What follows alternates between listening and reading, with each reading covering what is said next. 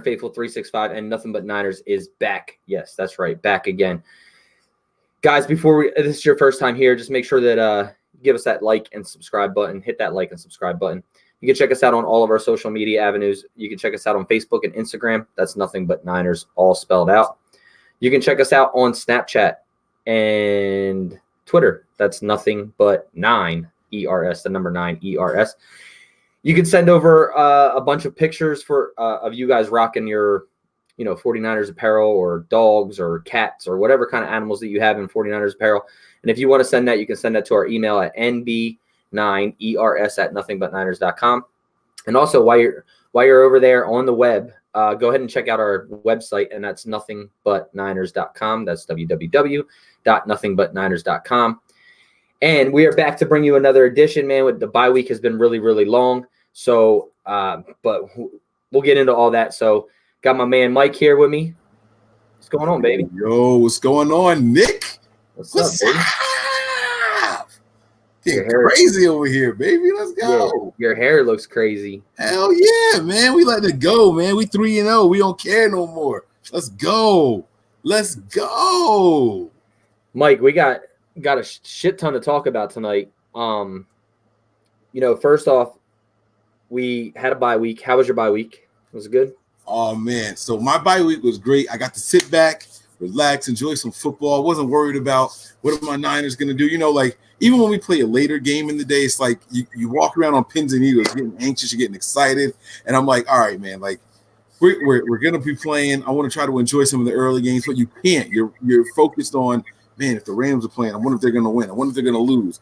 Seattle playing, all right. Like, there's just so many different things to be anxious about, even when the Niners aren't on. But Sunday, this past weekend, I didn't have any of that. It was like, all right, let's just see what happens, because no matter what, we still don't have a loss. You know what I mean? And so going into it with that feeling, it made the weekend so much more enjoyable. I blew so much money on stupid gambling websites, but it was a lot of fun. I had fun while it was happening. Parlaying is dangerous. Let me let you guys know. But I had a lot of fun on it, though. So parlaying is definitely dangerous. Mine was good, man. It was good. I kind of sat back like I thought I was going to, and went on a little trip, and then came back early. Pops is in the hospital, so I got that phone call early in the morning. He's still there, but doing well, so that's good. But other than that, man, I was just like really amped. I was really amped to see like Niners football, and I think it's because I've been at every single game so far, and it was just like a break to me. Like, why are you not watching 49er football right now? Like, are you sure they're not on? Like, checking the schedule. So it was fun though. It was good. Got to watch the Rams lose. The Cowboys lost.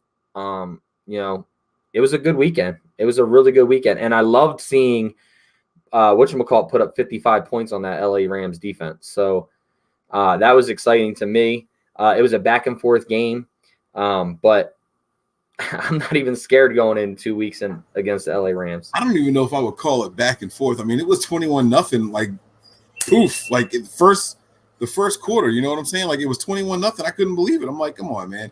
Like, this game was over. But then, Tampa Bay, Jameis Winston, here comes the untimely interception, and the defense just seemed to let up. And I'm like, oh my God, they're gonna blow it. They're gonna freaking blow it. So it wasn't so much back and forth, but I'm not sure if the Rams ever tied or had a lead other than 0-0. So yeah. I was happy about it, man. Yeah, I mean, I was extremely happy about the loss. I was a little nervous there at the end, with that strip sack of Jared Goff. And I had Goff in fantasy, so I was like, damn. But I wanted him to lose. I didn't want him to throw another touchdown. So I was just like, I'll eat the points in fantasy. It's a non-money league, so it's cool. But there's been some other talks I want to get into before we get into this other stuff. There's been a lot of talks this bye week about how Robert Saleh has boosted his ability to start being looked at as a head coach. And I haven't talked to you about that, and I want to see what your thoughts are on that. Do you think that's something that is just a lot of talks right now? Obviously, it's just a lot of talks because he got a whole season. But do you think that's something that Robert Saleh is putting himself in position for, along with Chris Kocurek? I don't think so. I understand where the conversation is coming from, and is it warranted? Yeah, sure. Like, these guys are looking at the tape and they're seeing what the Niners defense is doing, and suddenly they're like, okay, yeah, maybe this guy should be a head coach, right? And there's certain criteria to be a good head coach. It's not just about what you know; it's about assembling your team, right? And Robert Saleh came in here. He had a team. It was a bunch of cast-offs and castaways. But as soon as the guys were available that he liked, boom, he grabbed them right away. So maybe he's actually capable of assembling a really good team. That could be the case. But I think the reason he's going to be safe for another season is because, is it Robert Saleh? Is it Joe Woods? Is it Chris Kocurek? You know what I mean? Like, what's making the 49ers defense tick right now? We don't really know. If it was Robert Saleh before, then why didn't we see more? Why didn't we see a little bit better than what we saw previously? Is it just the talent that's there now? Are Nick Bosa and Dee Ford making that much of a difference on this defense? I don't think so. I mean, because you see guys like Eric Armstead stepping up and playing big time, Ronald Blair stepping up and playing big time. I mean, those are guys that I liked all along, but they're playing even better than what I thought they would be from the rip. So I think the league, the fans, some of the writers might think that, okay, Robert Saleh is putting himself up there, and they're going to use guys like Dan Quinn as Dan Quinn's got the head coaching job over there in Atlanta, so they're using him as like the catalyst. Like, oh, if you could run this kind of defense and you can do it successfully, you're probably going to be a head coach soon. I wouldn't do that because things aren't looking good. If you look around the league for other teams that are running this style of defense, even Seattle, they're not doing it as good as the Niners are right now. You look at the Falcons, you look at Seattle, you look at the Chargers. They're nowhere near where the 49ers are in the rankings as far as all the defensive rankings that are out there. So I don't think it's Robert Saleh. I think that the NFL is going to take a step back. It's not that I don't think it's Robert Saleh. I've been giving him credit. I started calling him the bad guy. But I don't think the NFL is ready to say he is the reason why this team has improved yet. So I think we got him. I think we're safe, knock on wood, for one more year. Yeah, I kind of agree with you on that.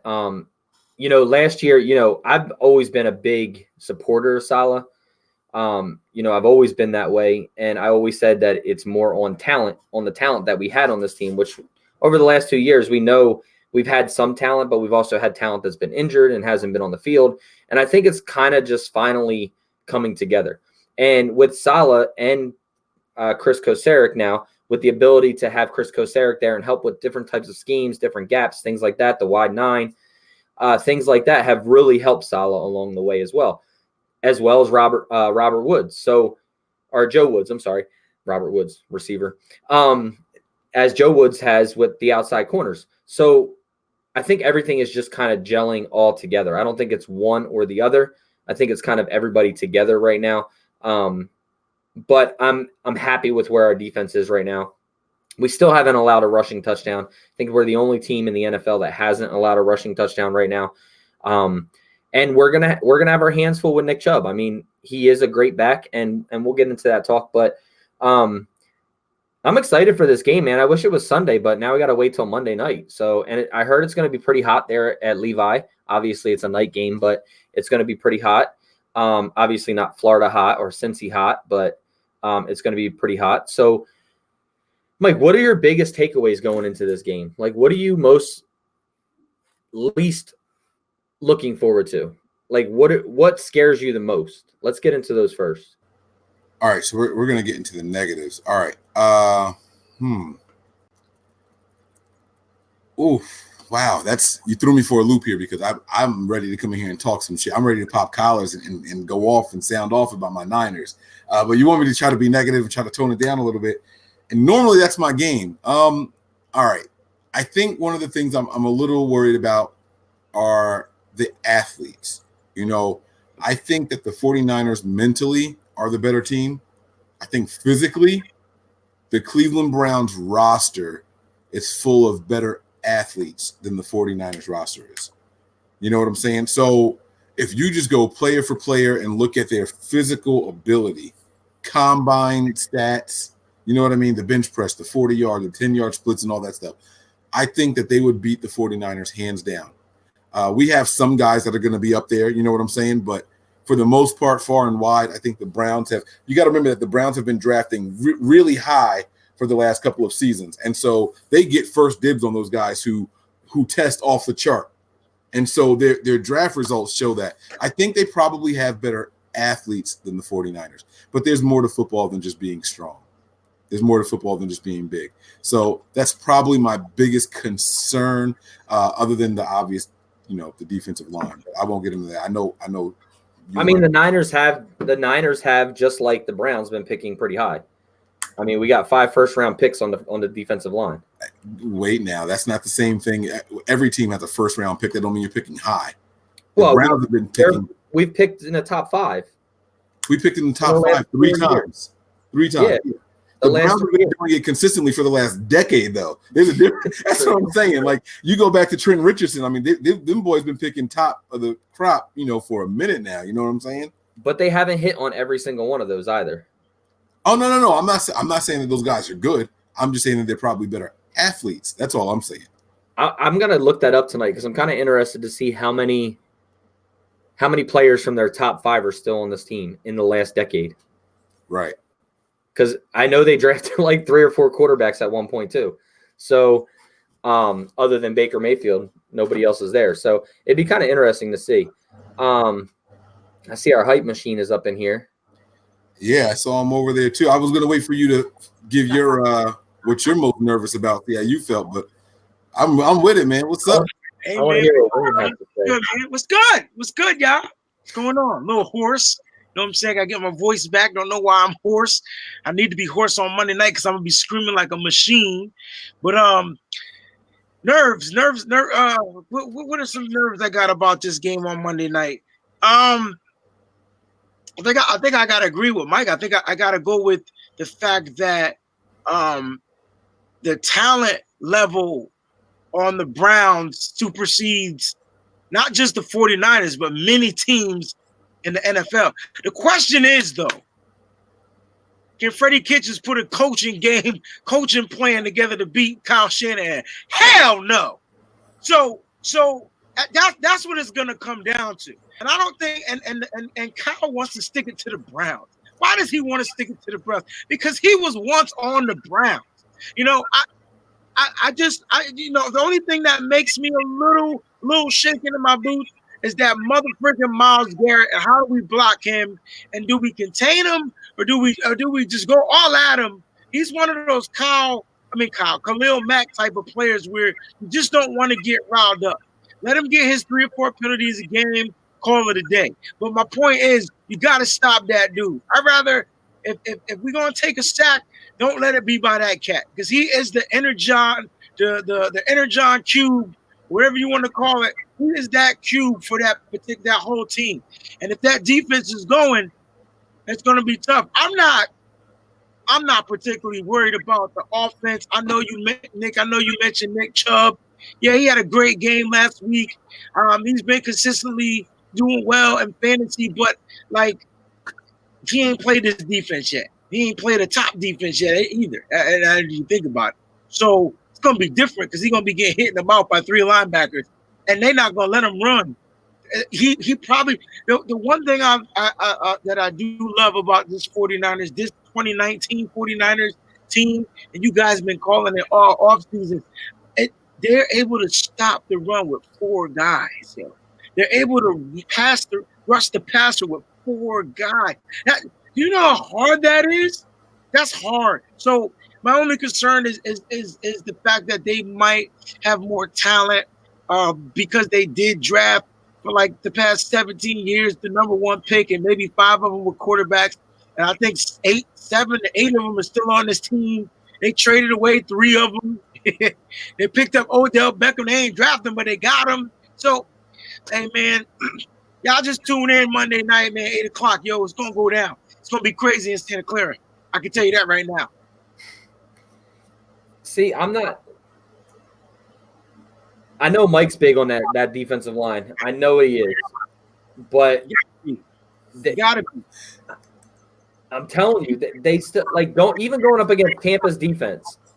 You got to worry about them, Nick. You gotta. It's a It's that Myles Garrett character, bro. You gotta keep in mind. And then they got the inside tackle, the other guy on the other side.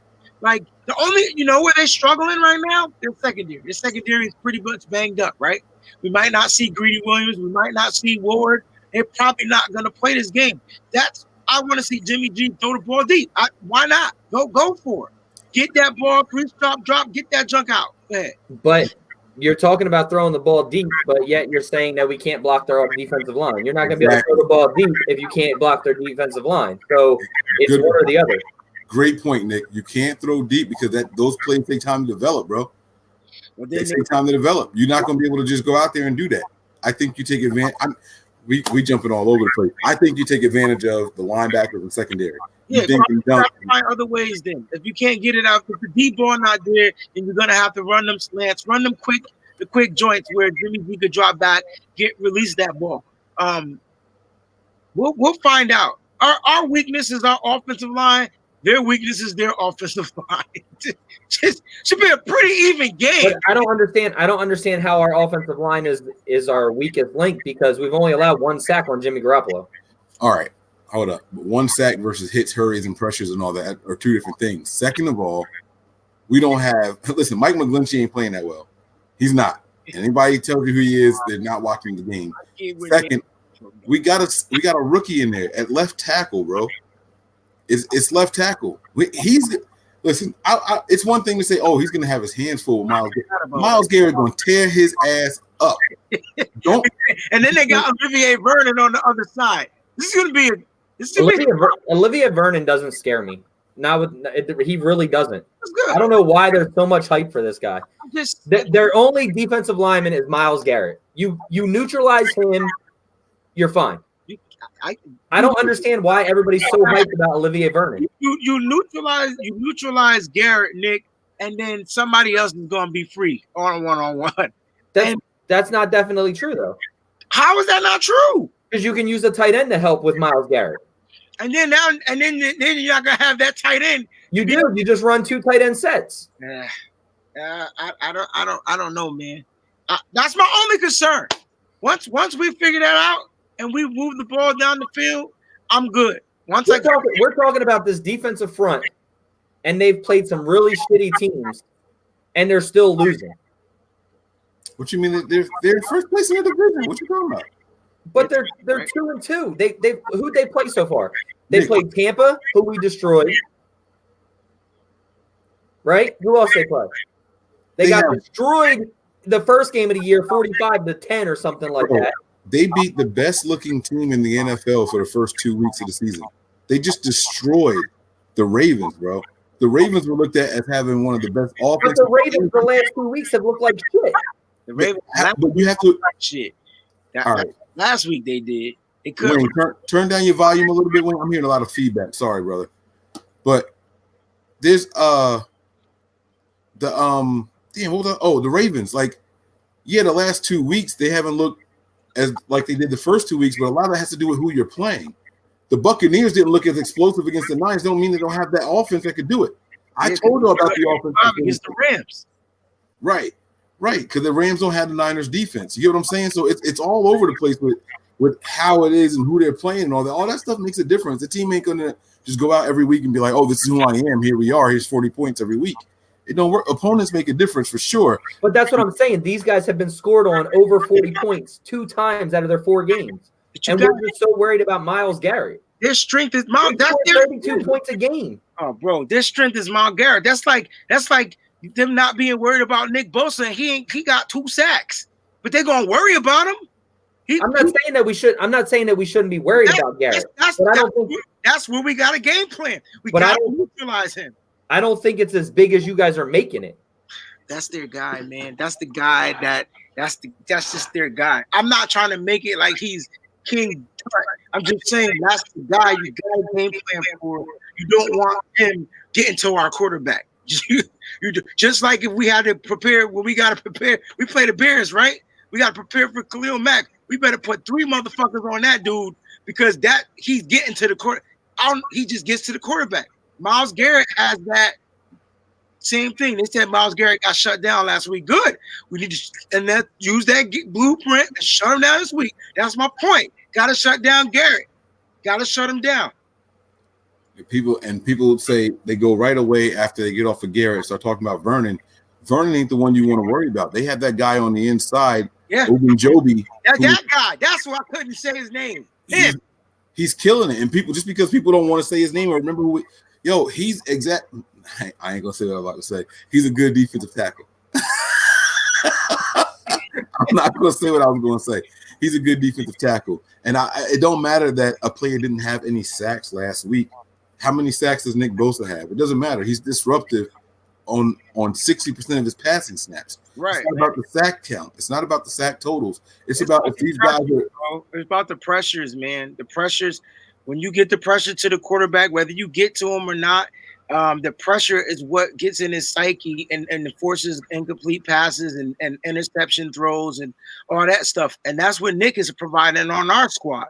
You know what I'm saying? So you have to. They better prepare for our guys, just like we got to prepare for their guys. We just got to be prepared. You know what we got to do, Nick and Mike? You know what we can't do? We can't turn the ball over 5 motherfucking times. We just can't. We can't turn the ball over 5 times. We just can't. We can't ever do that again. I can live with 1, 2, 3, maybe even 4, but we cannot turn the ball over 5 times. It's ridiculous. And I don't think we will. I think we come out with a better game plan. Like I said, Kyle, I can't wait to see. We don't know how he's going to call this game. We never do, right? We kind of been predicting, Kyle's going to call this. Why is he calling these plays, blah, blah, blah. I think for the first time, we don't know what the hell he's going to call against this team. It's a prime time game. And y'all all know that the 49ers play well on prime time. Win or lose, they play well. There's other caveats to this. Kyle Shanahan is 0-2 as his career as the head coach of the 49ers coming out of the bye week. We got destroyed by the Buccaneers last year. And the year before that, it was the Rams. But now here's the flip side of that. He never had Jimmy Garoppolo for those games. So we as 49er fans don't know what to expect. We don't know what to expect. We have no idea what to expect. I think that this game is going to come down to the wide receivers, but I don't want to jump on that right away. I got some shit I want to talk. I spent so much time putting all these cool little stats and shit in here. I got to get them in here, Nick. I'm not going to let these go to waste, man. I got some shit to talk about my 3-0 first place in the NFC 49ers. If the playoffs were to start today, guess who got the bye week in the number 1 seed? You guessed it, the San Francisco 49ers. And all those people out there that were talking shit, saying that we are pretenders, it's a fluke, we haven't played anybody and all that. Just when y'all had all your excuses ready, who have they played? Oh, my goodness, it's only the Buccaneers. Well, the Buccaneers just went into the enemy's territory and put up a 50-plus burger on your beloved NFC West champions. So now what? You can't. So now what? I don't want to hear it no more, bro. I don't want to hear the Niners ain't anybody, man. It's not gonna work anymore. Listen, I got some stats I got to share with y'all. Okay, now I'm gonna run down these things real quick, and y'all can just stop me if anything jumps out on you that you want to talk about. All right. So check this out. Right. I already said this part already. The 49ers are the only undefeated team in the NFC. The only one. All right. Now, maybe we got lucky because of a bye week. We go out there and win this week. They can't even say that anymore, right? Now, I was doing some research before the show, and I was looking at all the power rankings I could find. Guess how many I found where the 49ers weren't in the top 10? 0, baby. Not a single one. They got the Niners in the top 10. I remember we did a show, what was it, last week, Nick? And I was like, when's the respect coming? I just want to don't say we Super Bowl favorites. Just give us a little bit of respect. It's already here, and we didn't even play. Now, check this out, right? Here's an interesting stat. The 49ers were the only team in the top 3 of scoring in the entire NFL that played 3 games. All right? We're the only team in the top 10 of scoring. That should have said top 10. I'm sorry. In the top 10 of scoring, and we only played 3 games. All the other teams that are in the top 10 have played 4 games. So there's more points. All right? Now, check this out. We're 7th in rushing. All right? Again, just 3 games. I'm talking total yards here. You look at every team's total rushing yard. The 49ers are in 7th place. We didn't even play our 4th game yet. Only the 49ers and the Jets have had a bye so far. Here's another stat. We're third in points per game. That goes with the stat that was up there previously, right? We are sixth on third down conversion percentage. Do you know how much the Niners struggled on third down conversions, fellas? This is a huge stat right here. Yo, it's great. Come on, man. This is great. It's a thing of beauty right here. Now, here's a conversation that Nick might want to have here. This has been a concern of Nick's for years. This is before Shanahan. It continued during Shanahan. The 49ers are 27th in the NFL in red zone conversions. Yeah. How do we get this year, what has killed us in the red zone is penalties. That's what's killed us in the red zone this year. Penalties. You get down there, you get the hold, then it's 1st and 20. You're right. It's been penalties and turnovers in the red zone that have killed us this year. It's not. Hasn't that been happening for the last 2 or 3 years? Tell the truth. No. I think we get in the red zone and not be able to score. It's because of player execution. We just couldn't get it. We just couldn't get the ball in there, bro. I'm telling you. Years before was not because of just penalties and turnovers. It was player execution. Nah, we've been think about when we had Gore and Davis and all them cats. We couldn't just get the ball in the end zone. We had to score far away and then beat a dude to get the touchdown. It was never red zone touchdowns. We struggled. We've been struggling for years. It's been tough. I don't think it's been turnovers and penalties. While that has contributed, there is a ton of lack of execution in his receivers and our running backs and quarterback play in the red zone. This year, the play calling's there. We've had so many touchdowns ran back or brought back. We've had touchdowns turned down, not because of drop passes. They're catching the football. Jeff Wilson has been coming up big and punching the ball in from 3rd and 1s, 3rd and goals, 2nd and goals, whatever you want to call them. But the last 2 weeks, what has been killing us is penalties and turnovers. Man, we turned the ball over 5 times in the red zone last week. 5 times. Not in the red zone. Not in the red zone. Not in the red zone. Bro, okay, not completely at the 20, but at the fucking 30. No. Some of them were on the other. Bro, we had a turnover on our first drive. We didn't even get the 3rd down. Like that was one of them right there. We was crossing the 50 though, so we was crossed the 50, and then it was that bobble tip pass, and then when Mostert was rushing and he had a first, and he had 3 first downs on one run, and then when he went to the ground, the ball just popped out. It's like it's those things. But when we got into the red zone, we were struggling because holding. From 1st and 10, 1st and 20. And then next thing you know, we just couldn't. It's hard to come back from a 1st and 20, even though Garoppolo did do that junk twice in that game. It's hard. It's hard. Jimmy does it like it's nobody's business, man. Those 3rd down conversions are great. No, I need these 49er fans, too, to start putting some respect on Garoppolo.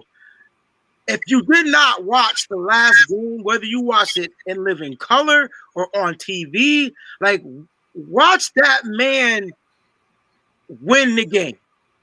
Like, watch. Yeah, he had 2 picks. Yeah, no doubt. He good for about 2 picks a game. Hopefully that'll go over. Yeah, but those picks weren't on him. And they weren't even on. You're right, Nick. They weren't even on him. So talk your shit, Nick. We got to talk about it. Don't just gloss over that. Jimmy ain't throwing bad passes, bro. This is I got it. Oh shit, no, I don't. That's what's happening. Talk about it, man. You want to give him props. Don't just bypass that. I can probably put the second one on him a little bit, but not really on him because he threw the ball a little bit early compared to when he was supposed to throw it. But that was because there was pressure right in his face. That was the one to Dante Pettis. The one before that was a little bit behind Matt Breida, but he's got to catch that. He's got to catch that football. Yes, it was a bad throw. It wasn't a perfectly executed pass, but you also have to make plays for your quarterback. So those 2 last week, I can't put on them. Now, will I go out on a limb and say that Jimmy Garoppolo doesn't make some scary throws? No, because he trusts his receivers and he makes those throws. Well, we know that. Debo, that was a trust throw. the throw to Dante Pettis for the touchdown, that was a trust throw. There were 3 guys around him. Yeah. That throw to Debo was the worst throw of the game. I'm not gonna lie to y'all. It was a horrible throw, but he trusted Debo to go get it. Like, bro, he threw that right to the defender. Debo went straight defense mode right there. He didn't go deep. He went to go get the goddamn ball. He had a shot at getting it. Don't get me wrong, but that throw, that wasn't. No, he didn't have a shot at getting it. He should have fucking caught it. He should have. No, he had a chance. The dude had it all the way into his stomach until he hit the ground. When he hit the ground, man, just couldn't secure it, yo. That was definitely on Debo. Like I was surprised that he dropped that. But I mean the ball, yes. But sometimes when you're getting pressure in your face, you weren't standing back there with all the time in the world either. On a lot of plays, you're throwing the ball up and deep and trusting your receivers to go get it. Does it concern you guys that Jimmy continues to still throw in double or triple coverage? Does it concern you? Me personally, no. I think that's who he is. I think, like I said, I've said it on here. He's a risk. I think he's a gunslinger. I think he trusts his arm to get the ball there. Look, Nick Mullins is never going to make that play at the end of the game to get that pass to Pettis. That's not happening with Nick Mullins. It's not that he don't have the intelligence. He don't have the ability. And Nick Mullins is going to be like, that's a low percentage throw. I'm not throwing it. Exactly. Mm-hmm. So, Jimmy is like, I can do this. Jimmy Garoppolo, y'all gonna kill me for this comparison.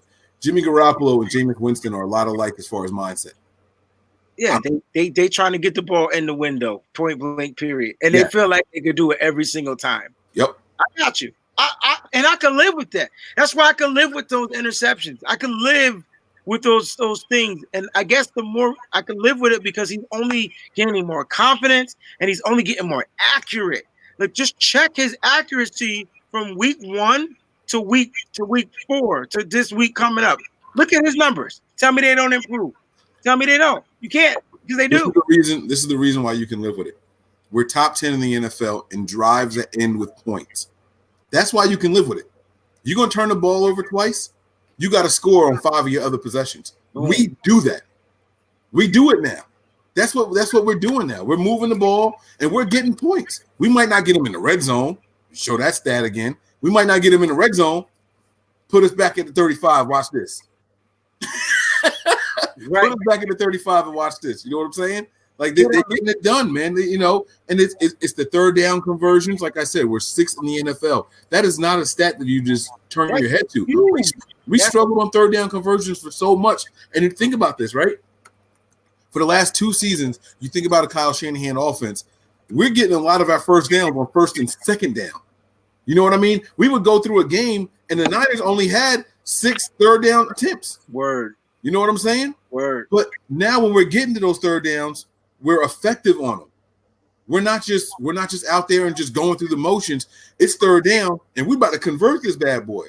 Yeah, like don't you get a better feeling in your stomach now on third down, right? Like remember last season you were like, just punt the ball. This season is like, yo, it could be 3rd and 11. You be like, yo, we're gonna convert this joint. It's just a different mindset on this Niners team, yo. And I don't think that the NFL, the No Fun League, was ready for this shit this fast. I don't think they expected it to be this fast. And Kyle Shanahan is sitting back in his seat like the fucking Grinch, like, y'all keep sleeping on us. I got something for you. Even if this one don't work, it's gonna work again at some point. He's scary, yo. He's a scary guy, yo. He's a scary guy to game plan, and it's hard to beat him if his players are locked. Yeah. No, you're absolutely right, man. I've been sitting back and I've been watching everything. I watched the Browns game. And I saw what they did. You know what I'm saying? I watched the Rams game and I saw what they did. I watched the Seahawks game. I see what they're doing. It's not that I think we're a perfect team. It's not that I think we're not going to make any mistakes. I'm not scared of these dudes, man. I'm not this year. Even when Harbaugh was here and we would go up against that, like that 2011 playoff game against the Saints, right? I'll never forget. I was driving to Tennessee. My brother just got home from Afghanistan. I was driving with my family in my car. I had my wife, my son, my mother, my baby brother. We driving across the country to Tennessee to go see my brother. And we were getting there that night. And I was like, man, I'm staying up for this game. My mom was like, baby, you're going to need one to go. I was like, no. I was like, look, we getting there. and I'm gonna stay up and watch my boys lose. It's not that I was like, all right, we don't stand a chance, but I knew what the Saints offense was that year. I know we had a good defense, but I know what Drew Brees and Jimmy Graham were doing to people that year, right? This year, even before this season started, when you looked at our opponents, it was like, man, look, the Rams ain't the Rams. We saw that at the end of the season. The Rams weren't the Rams, right? Then you look at the Saints, all right, cool, I respect them. We don't have to be perfect. We just got to make it to the dance. You know what I'm saying? We got to make it to the dance. All right, we could drop one to the Saints. Then I saw the Steelers lose Bell and Brown. This is before Ben Roethlisberger. I'm talking about before the season started. I'm not worried about the Steelers. That's our home opener. Come on, we got that. Once Brown and Bell was gone, I was like, we got a chance. Like, we got this. Redskins, I ain't worried about y'all. I saw what happened with Alex Smith. I'm not worried about the Redskins this year. The Ravens, maybe, but I didn't believe in their quarterback. I know the league is on them right now, but me, I ain't fearing that dude right now. I didn't. This is how I felt going into the season. I'm looking at the Niners and I'm like, yo, we gonna be all right. If things go the way I think they're gonna go, we're gonna be all right. You know what I'm saying? And so, bro, it's here, and we making stupid mistakes, but we are ready, man. I'm telling you. You know what though? Even making those mistakes, bro, that adversity is only tightening this group up even more, yo. They're playing as a fam. They're not playing for individual stats. You don't see George Kittle crying because he ain't getting the fucking ball. You don't see that. Like these dudes are playing to play for one another, yo. It's different in this Niners camp. I think we talked about this a while ago. They're a tight knit family, yo. It's gonna be really hard to pry something out. Though, even if they lose a game, they're going to take it hard like a family. Like, oh snap! All right, Dad, we're gonna cry and we're gonna move on because we're gonna come back and punch the next person in the mouth. Like, that's what I get from this team. I don't think I have not been this excited about a 49ers team since 1994. Now that's what I'm talking. In 1994. Damn. That Super Bowl, bro. Damn. We've had good players since then. We've had Super Bowl run teams since then. But the way that team played, and that was with a motherfucking team that we brought. We brought them cats, but George Seaver had them cats tied. They was in. It was all in. They were all in. That's what it was. They were all in. You had Deion Sanders, the most conceitedest motherfucker on the planet, all in. Put me on the island, coach. Let somebody throw at me. I got you. Toy Cook, Ken Norton Jr. Them cats were all in. That defense was crazy. The offense was already lighting cats up. So I haven't seen. I'm getting that feel about this team, about these guys being all in. You don't see Kendrick Bourne in the media no more. Like, he still can't catch the ball, but he ain't that wildcat no more. You know what I'm saying? Like, you see. Nick, say something, man. I can't. Wayne, I'm not doing this with him, bro. I'm not doing this with Wayne right now, bro. I ain't saying shit about Bourne. Mr. I'll slow down. Celebrate. But anyway, Wayne, I got to go back. I can't go back all the way to 94. I mean, this 2012, 2013 team played the same way.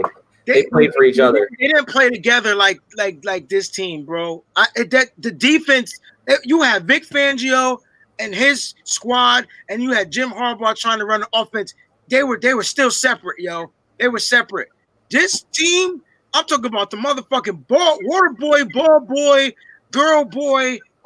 Everybody is they are tight. This is a tight unit, yo. This is a tight unit, bro. Yeah, you know what's so funny?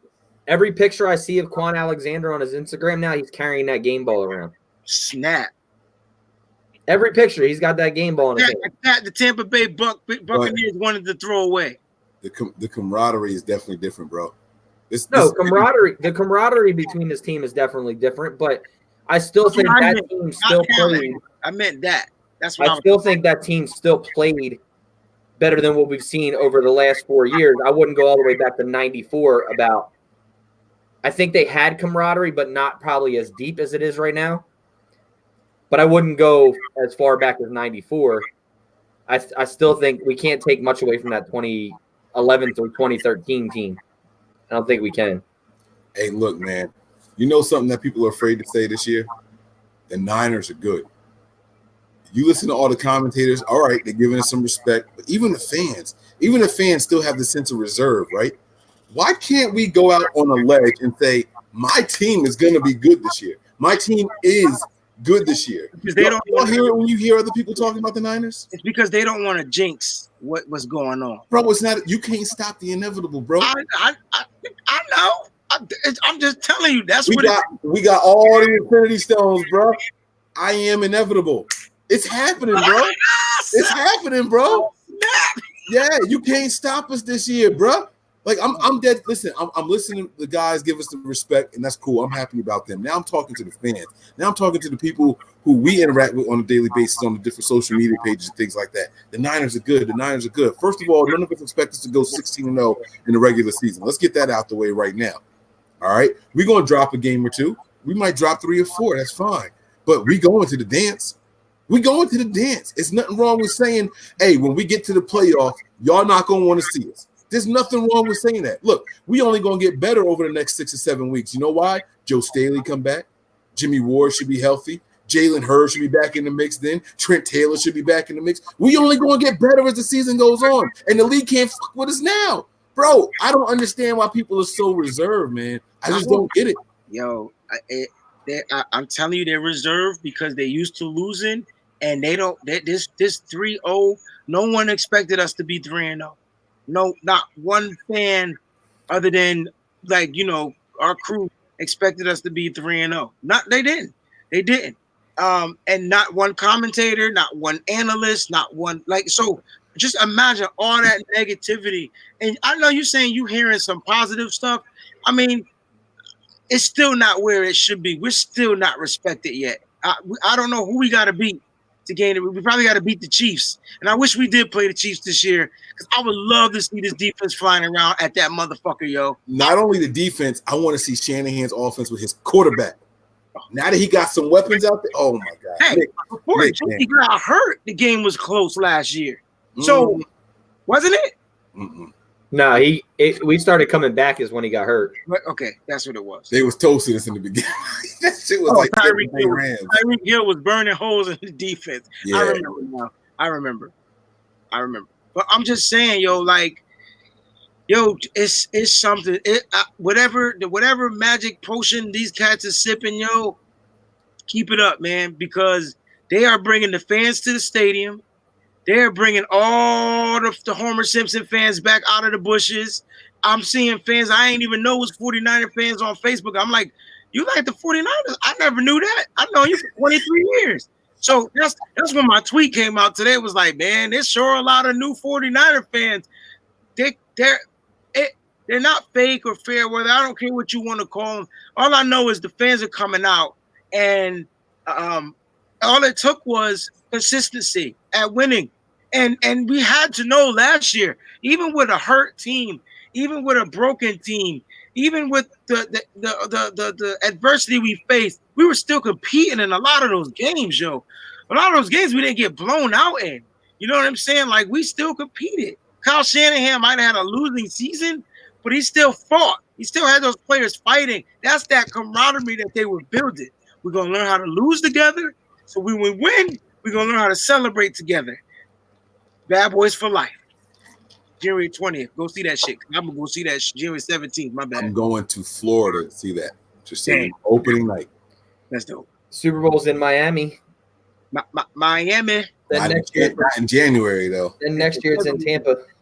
After that. They got 2 Florida Super Bowls? Damn. They love Florida Super Bowls, bro. Because of the weather, yo. Yep. It draws people. Who wouldn't love it in Florida? Me? I hate the heat. Yeah, I know you do. Because your hair gets all frizzy. Oh wait, it's already frizzy. No, ain't no frizz over here now. Don't confuse the kinks and the curls for frizz. Ain't no frizz over here, man. We styling and profiling, baby. Ow. Let's go. That shit look like my mop that's downstairs. You a hater. You a hater. You don't understand this lock life, baby. Nope, definitely You don't. get it. Hey, bro, I've been wearing visors to work the last 2 days. Oh, no, what's today? Wednesday? The last 3 days I've been wearing visors to work, bro. My wife took my hair out Sunday night. I've been wearing the visors to work because if I take this off, my shit look crazy for real. It already looks crazy. That visor ain't even helping. It don't look as bad with the hat on, I promise. That visor ain't even helping you. Yeah, it is. You hate it. San Diego would be the best city. So I still. So obviously you both think we're gonna win this game. I do. I didn't say that. Whoa! I never said that. I do. I'm gonna keep it a buck. I think we win this game. I don't see why we will lose this game. I don't see how we could lose this game. Be honest. What? We don't put up enough points. We turn the ball over a bunch. What if our defense solidifies them and shuts them down? What if this bye week was the worst thing that happened to the Niners since? It's man, we Garoppolo getting injured. What ifs, man? But we got to go off of what we know and what we left this bye week going into the bye week. Man, we struggled, but we faced adversity and we overcame it, yo. Like that's what we got to go off of. That's the high that we need to go off of going into that bye week, coming out of the bye week, staying home to take on these Cleveland Browns. Listen, who had a good game. What you're saying sounds good in theory, but even Shanahan officially said on the record, you don't want to start 3-0 and have a bye week. You wish you didn't have it, but we have it. We're here now. Even Shanahan didn't want to stop, bro. This is one more thing he's going to have to put on his Batman tool belt because it's what it is. The league picked it. We have to deal with it. And we might start off sluggish. It's probably not going to be fine-tuned in the first quarter, guys. So don't look for the 49ers to put up 36 points in quarter one. You mean tell me in 14 days we can't come out with a good scripted opening drive? We could, but it doesn't mean that they're going to run it, right? The script could be great. If the Niners don't start this game fast, they're going to lose.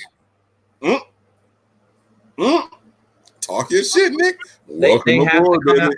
They have to come out, put their foot on the gas, and just take over. They can't allow. That's another way that you eliminate Myles Garrett. You take him out of the game. You score fast. You get up fast. It starts forcing them to make throws, stand in the pocket more, allow our defensive line to get on top of them, on top of Baker Mayfield, make him make mistakes. If we come out slow, which Jimmy Garoppolo has been slow all year long. The only scoring drive we've scored on was Cincinnati was our first drive. Hey, I'm going to say something that I can't prove real quick. On your point, and I'm going to stop talking. Jimmy Garoppolo would have scored on that first drive against the Steelers if it weren't for that turnover. Yeah, we was moving that ball down. The rhythm was there, bro. Yeah, right, but I'm saying overall the offense hasn't scored on the first drive other than the Marquise Goodwin play in Cincinnati off a turnover. We have not marched down the field from the 25 and went and scored. Hey, I know we scored in every first quarter except for last week. That defense is gonna come ready, and the defense, whether they get the ball first, ball second, they're gonna punch whoever they can in the mouth because that's what our defense is doing right now. But that's fine. The defense is fine to come out, but you got to score points. The defense is gonna be what y'all got to worry about, bro. We keep forgetting that. All right, listen. There's game planning. NFL coaches, I don't know much about Freddie Kitchens, but this is what I do know about the dude. For 2 weeks now, not all three, not all four, for 2 weeks in a row, I feel like he's been misusing Odell Beckham Jr. I know that game against the Jets, he had that long touchdown that was like 87 yards, but that was a short pass. Odell just housed it on him, right? They haven't been targeting Odell Beckham Jr. down the field, and it's not by mistake. It's a design. It's lulling your opponents to sleep. This is some shit that Shanahan would do. This is the kind of stuff that Shanahan don't want you to see. He wants you to forget about it, right? And just think that we're only going to use Odell from 10 yards and lower. I don't have numbers. I don't have stats to back up what I'm saying. But I feel like there's been no deep passes down the field to Odell Beckham or just a handful of them. He's lulling these guys to sleep. And guess what? The Niners are without their number one corner this week. We don't have Witherspoon out there. It's going to be our first time running somebody out there opposite Sherman, whether it be Witherspoon, whether it be Jason Verrett. We don't know who it's going to be. We have no idea. I mean, not Witherspoon, Mosley. I meant to say Mosley. Whether it's Mosley or Jason Verrett, we have no idea who it's going to be. We have no clue.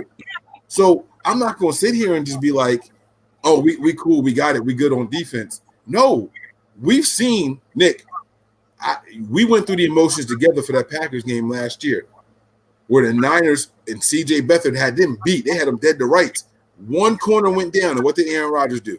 That's what we're going right there. Yeah, but there's a big difference between Emmanuel Mosley and Greg Maben.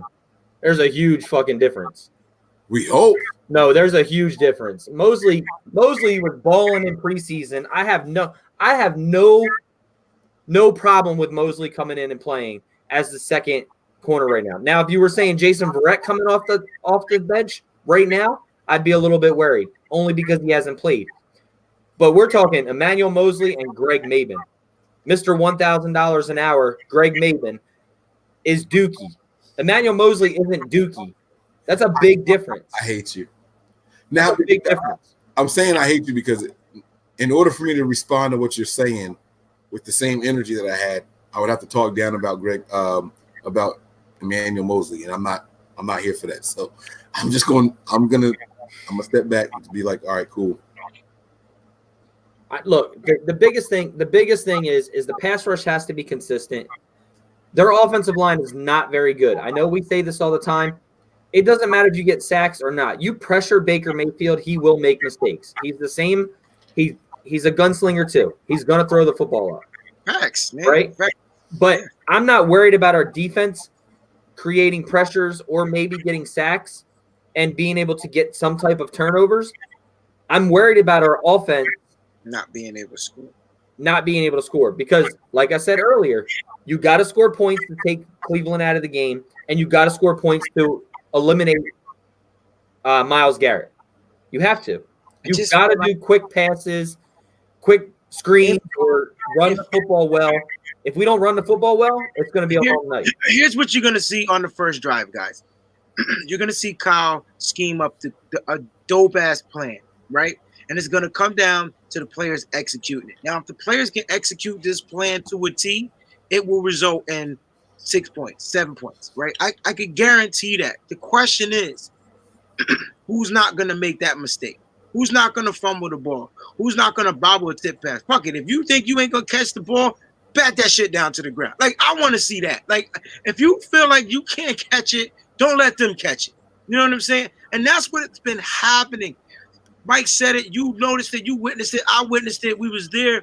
Had that pass not been bobbled and caught for at least a gain of 4 or 5 yards, we were scoring on that drive, bro.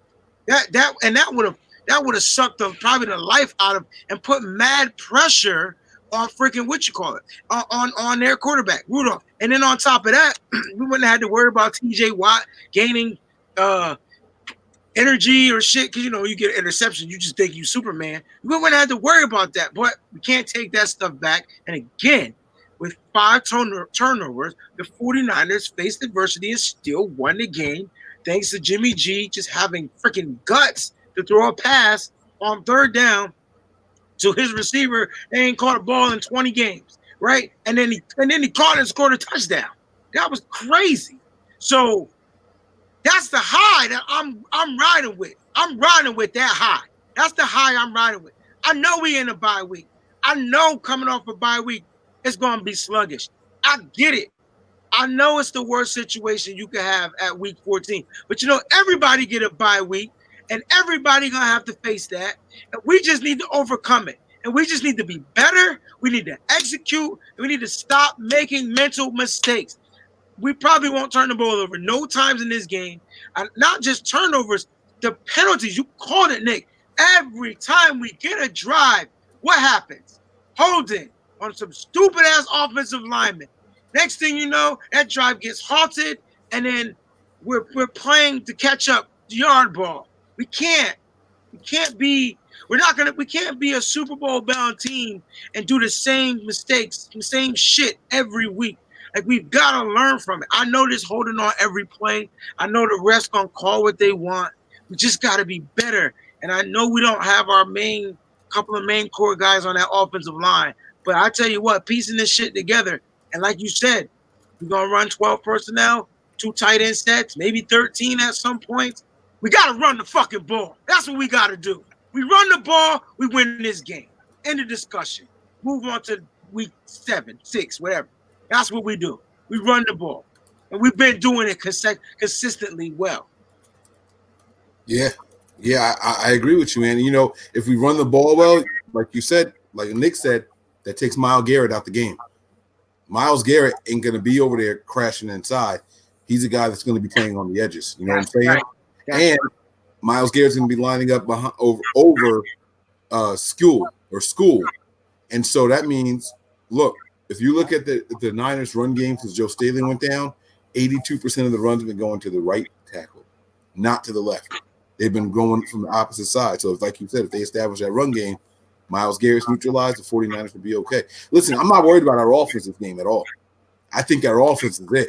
It's going to be a matter of if we can stop Odell Beckham. And I know that Odell Beckham hasn't been the guy this year. I just traded him to you. Matter of fact, we could talk about it. I just traded him to you in fantasy. You don't want to you have to game plan for Odell Beckham because he's still a number one.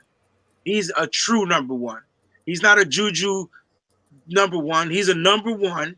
And if you let the number one catch a motherfucking quick slant on you, he taking it to the house. We got to prepare for that because we let Juju do that. I don't know if y'all remember it, but Juju did the same thing. And what did I keep telling y'all? Who's going to cover Juju in the slot? And that's what happened. Safety didn't help. Boom, boom, boom, touchdown. You know who that was? That was Keller Witherspoon. But he's supposed to have the safety help over the top. No, Tavarius Moore just missed the angle. That dude just beat Akello on that. I didn't think Kello should be playing in the slot. That's not his. Akello on Juju Smith on that touchdown. What play are you talking about? The touchdown Juju call. You're right, but Akello shouldn't have been playing on the slot. You should have had K'Wan Williams or Mosley or. He didn't come from the slot though. Huh? He was in the slot. He was in the slot. No, he came from the other side of the field and just ran a straight. Came up and cut straight across. Okay. Bad angle, touchdown. I think y'all are confusing plays. No, touchdown was the Keller Witherspoon. You're talking about the 76-yard touchdown from Juju Smith. He said that Juju wasn't in the slot. I thought he was in the slot. I didn't see Juju run in motion and come and do that. I thought Juju was lined up in the slot and ran that play, and he had Akello beat right off the slant. Akello was in place, but he went for the football. Okay. He literally went for the football and then missed the tackle. Okay. That play was not on Akello. Yes, it was. Nick, I'm looking at he mentioned yes, it was. That was on Akello. It was definitely on Akello because I kept saying, why is Akello lined up? Oh, that was okay. Akello fell down. He was the first guy to try to make the tackle 7 yards from the line of scrimmage. Okay. Damn, what the hell was he tried to go for the football? Bro, why is that? Is that Quan Alexander on the outside the entire time? What the hell was that? Oh, okay, it was a tight end. They slid a tight end out there. Wow, this is good. No, bro, listen. This is Freddie Kitchens. I know that we wanted to sit here and clown this guy. I'm looking at this play now. This is good play design. He took his tight end. He sent his tight end to the top of the screen. So now we got Quan Alexander all the way to the top of the screen covering him, right? He's got 3 wide receivers bunched on the opposite side of the field. Akello Witherspoon is one of those guys. That's why you thought Juju was coming out the slot. They're all bunched right there off of the right. They were all outside receivers. Oh my God, this is a well-designed play. And then they crossed. When he snapped the ball. Yeah, but Akello should find that tackle. So Akello reached in front of Juju and tried to slap it down. He just missed. He went for the ball. Yeah, he was in place. He just missed it. That's all. Damn. But if you also notice when you rewatch that game, Sherman was moving from the right side and left side of the field too. He wasn't staying on one side. Right. Which is different for design play. Right, because remember the tackle he missed? Remember that tackle Sherman missed? It was on the opposite side. He was on the opposite side of the field. Mm-hmm. And I knew he was going to miss it because all they had to do was put a cut on him, and Sherman was going one way. Either way, that play. Mike Tomlin. I said Freddie Kitchens. My bad, man. Mike Tomlin. That was a good play. Either way, that play comes down to Tarvarius Moore and his angle. That shouldn't have been a touchdown. And that's what we're discussing. Even with Akello missing, slapping the ball there, that should not have been a touchdown. No, it definitely shouldn't have. But Akello got beat on that. The guy was in front of him. The guy, Juju was open. So my question to you guys out there, and does Jimmy Ward play this week? Yes. So is Jimmy Ward playing cornerback or is he playing safety? What do you think, Nick? You think he plays? I think if he plays, he's playing safety. Well, even though we need a corner? Yep. Emmanuel Mosley is going to play corner. He's going to be a starting corner. You got 5 on it? I think we see 2 changes in our secondary, which is really going to test this team, which is why this could be a very dangerous game. The one thing I agree with Nick. I think Ward gets in at the starting free safety. Good. So then we don't have to worry about somebody taking bad angles. Like more, yeah. But I think communication is just as important as ability in the secondary. But Ward never really struggled with the position. He struggled. There's only one. Ward had one horrible game in his career as a 49er. One. No, he did. I know what game you're gonna say, and that game was actually a really good game for him. Fuck that. What game am I talking about? You talking about the game where when Marshall had those 3 touchdowns? Ah, fucking yeah. Yo, that was a great game for him. Yo, bro. don't even try to argue with him on this. Fuck because that. I already went this point. I already went this point with him. No, he did not. It was the biggest mismatch. Yo, Marshall. Yes. You're right. It was 6'5". That's horrible game planning. Why is a 5'11" on a 6'5"? All he did was just throw the ball. Marshall was like, ha. Touchdown. Touchdown. Breezy. You gotta hear me, bro. I can't. I don't understand what I'm hearing. You gotta, because I ain't say that shit yet. Listen to me. It's one thing to get beat, right? It's another thing to be at a disadvantage. Like you just said, 6'5" got no business being on 5'9", right? It's a one-sided affair. And they left him alone in those one-on-ones that entire game. That's Jim O'Neil. Listen to me. If you watch that again, Jimmy Ward was never out of position. He was never burnt. He was never smoked off the line of scrimmage. He was with Brandon Marshall step by step. Every step of the way. He was absolutely right there. Hip to hip. What did Eric say? Dick to hip. He was right there. He was just too fucking small. That's on coaching. That's not Jimmy Ward being out of position. Big J said he didn't jump. He couldn't jump. He jumped. He still was too short. It was the He jumped and they ain't make no fucking difference. It was the biggest mismatch, and I couldn't figure out why. I agree. Figure out why, yo. Like, what was they thinking? I think there were 2 plays though that Marshall he never got burned. Dirty. Huh? Like, I think there was 2 plays on those 2 touchdowns where he just got open and Ward was just completely standing there. I would show y'all, but then we lose the whole thing. He never got burnt, bro. I promise you, Jimmy Ward never got burnt. I thought he got burnt too, Nick. Bro, I think there was 2 of them that Marshall was just wide open. Because Marshall put on a move. Marshall made a move, son. Marshall cut the shit out of Jimmy Ward ankles, bro. And Jimmy y'all were insane. Huh? Y'all were insane. He damn near fell down and got burnt. Like that was at least one.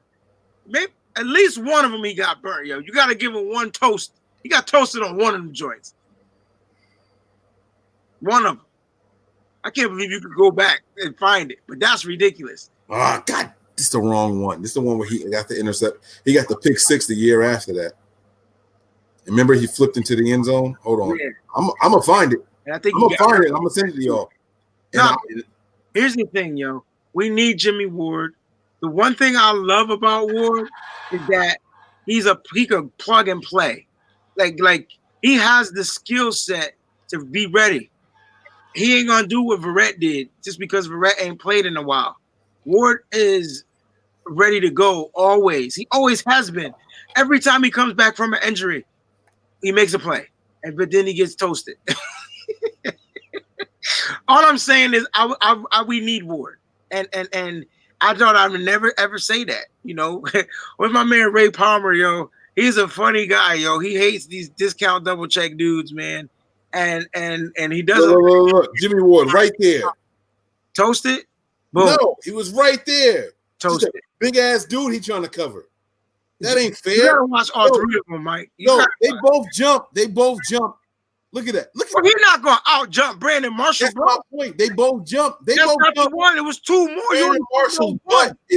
Brandon Marshall's butt is higher than Jimmy Ward's head, and they both jump.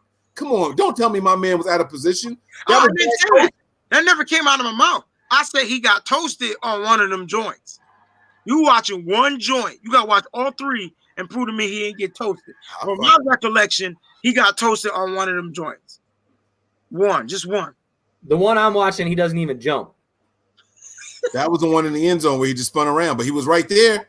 He was right there. He could have been right there. He started going to the left, and he came up. You're not watching. You're not watching the one. And bake, bro. That's what you call shake and bake. He got shook. It was no shake and bake, bro. He's right there. He's right there. Less than 1 yard of separation, bro. Bro, if he's right there, why can't he make a play?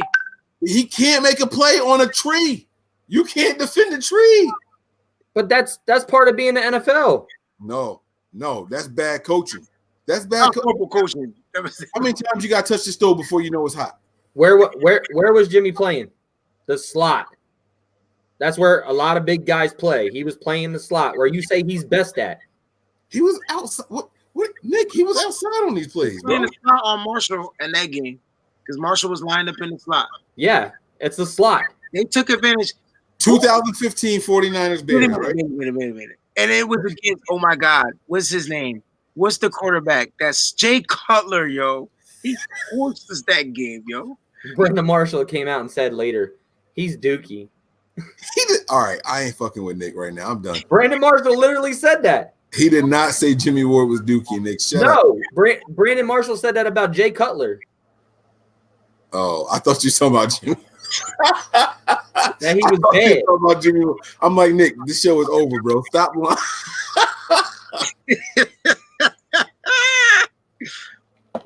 All right, current opponents, please. All right, so we're talking about the Browns, man, and the reason why we brought up we switched to because we were talking about was Jimmy Ward going to be playing this week, and if so, where was he going to be lined up? Is it going to be lined up at cornerback, or is it going to be lined up at safety?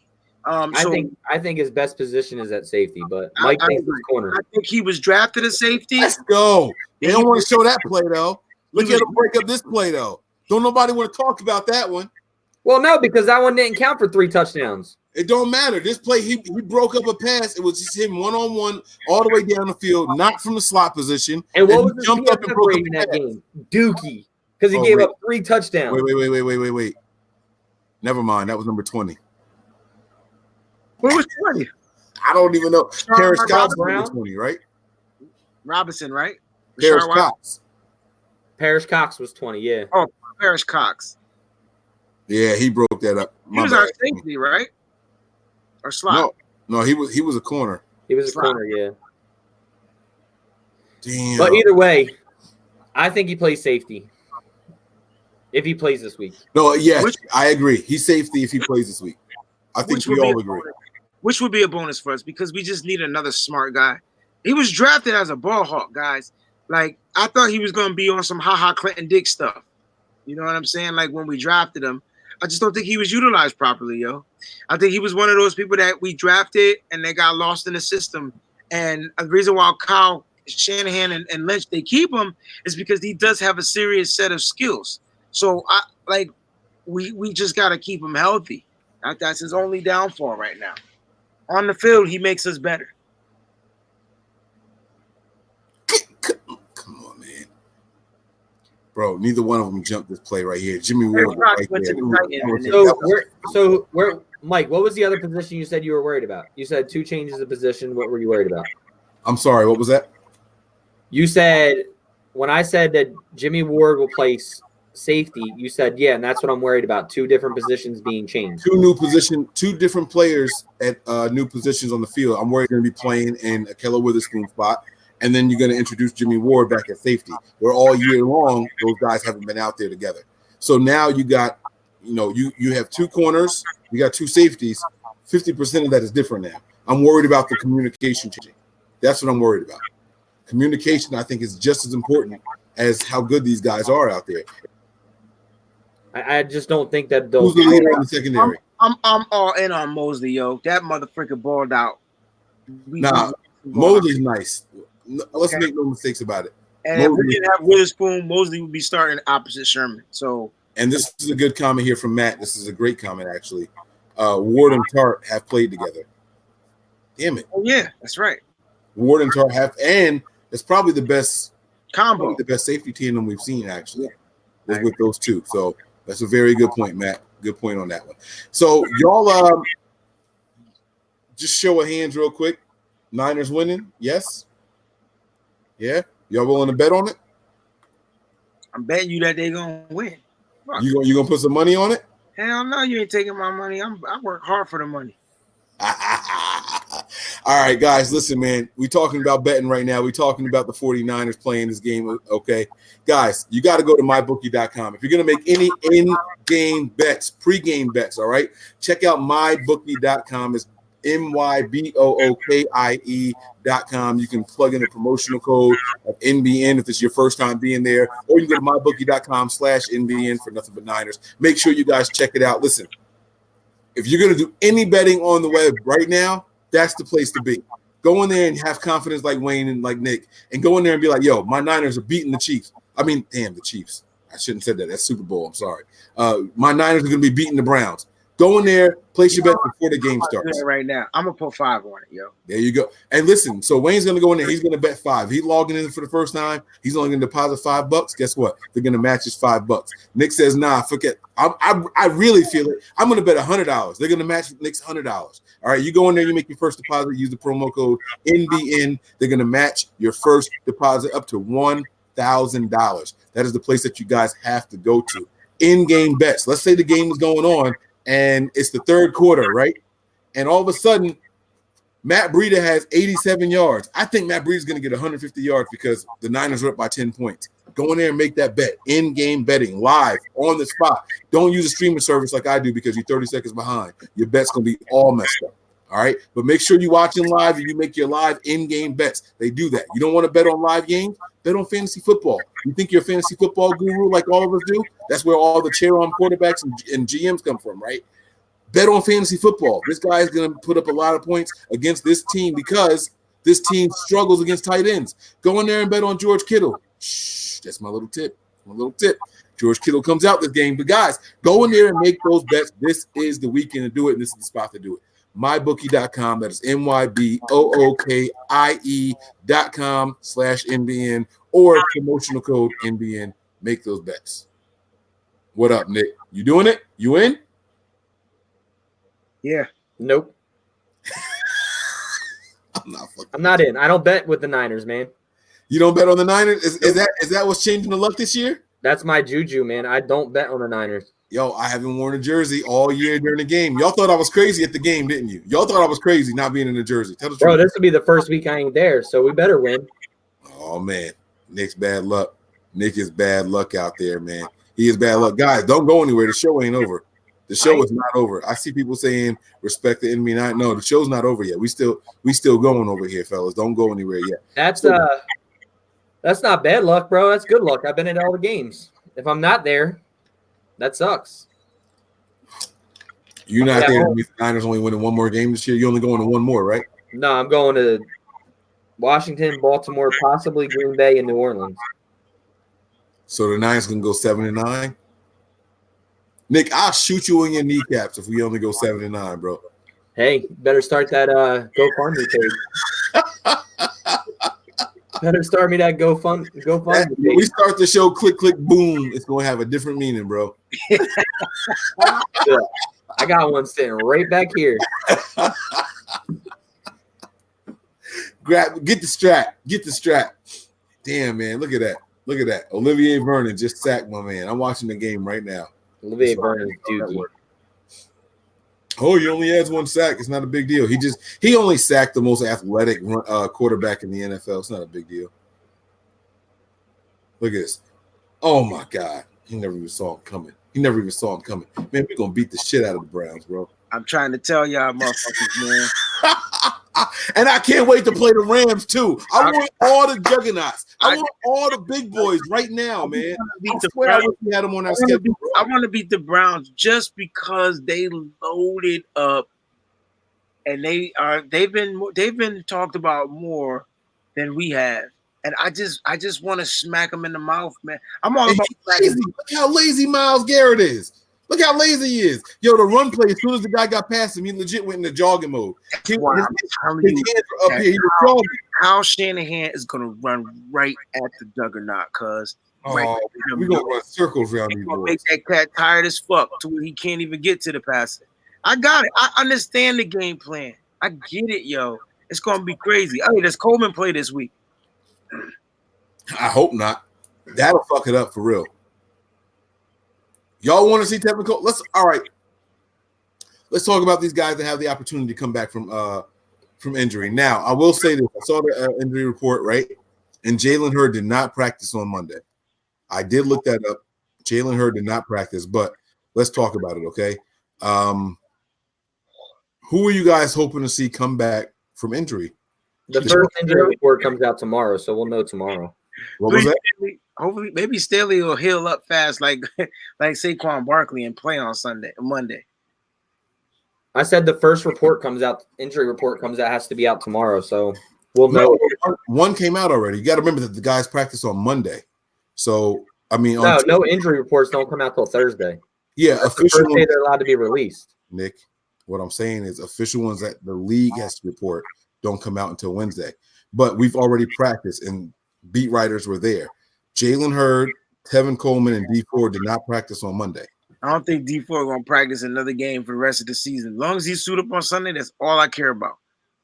Somebody else said that. Was that Nick? Did you say that before too? Well, we've talked about that. I said that he's elite, like he's a veteran. He doesn't really need to practice. He does one thing: go after the quarterback. Same thing with Nick Bosa. He didn't practice all preseason.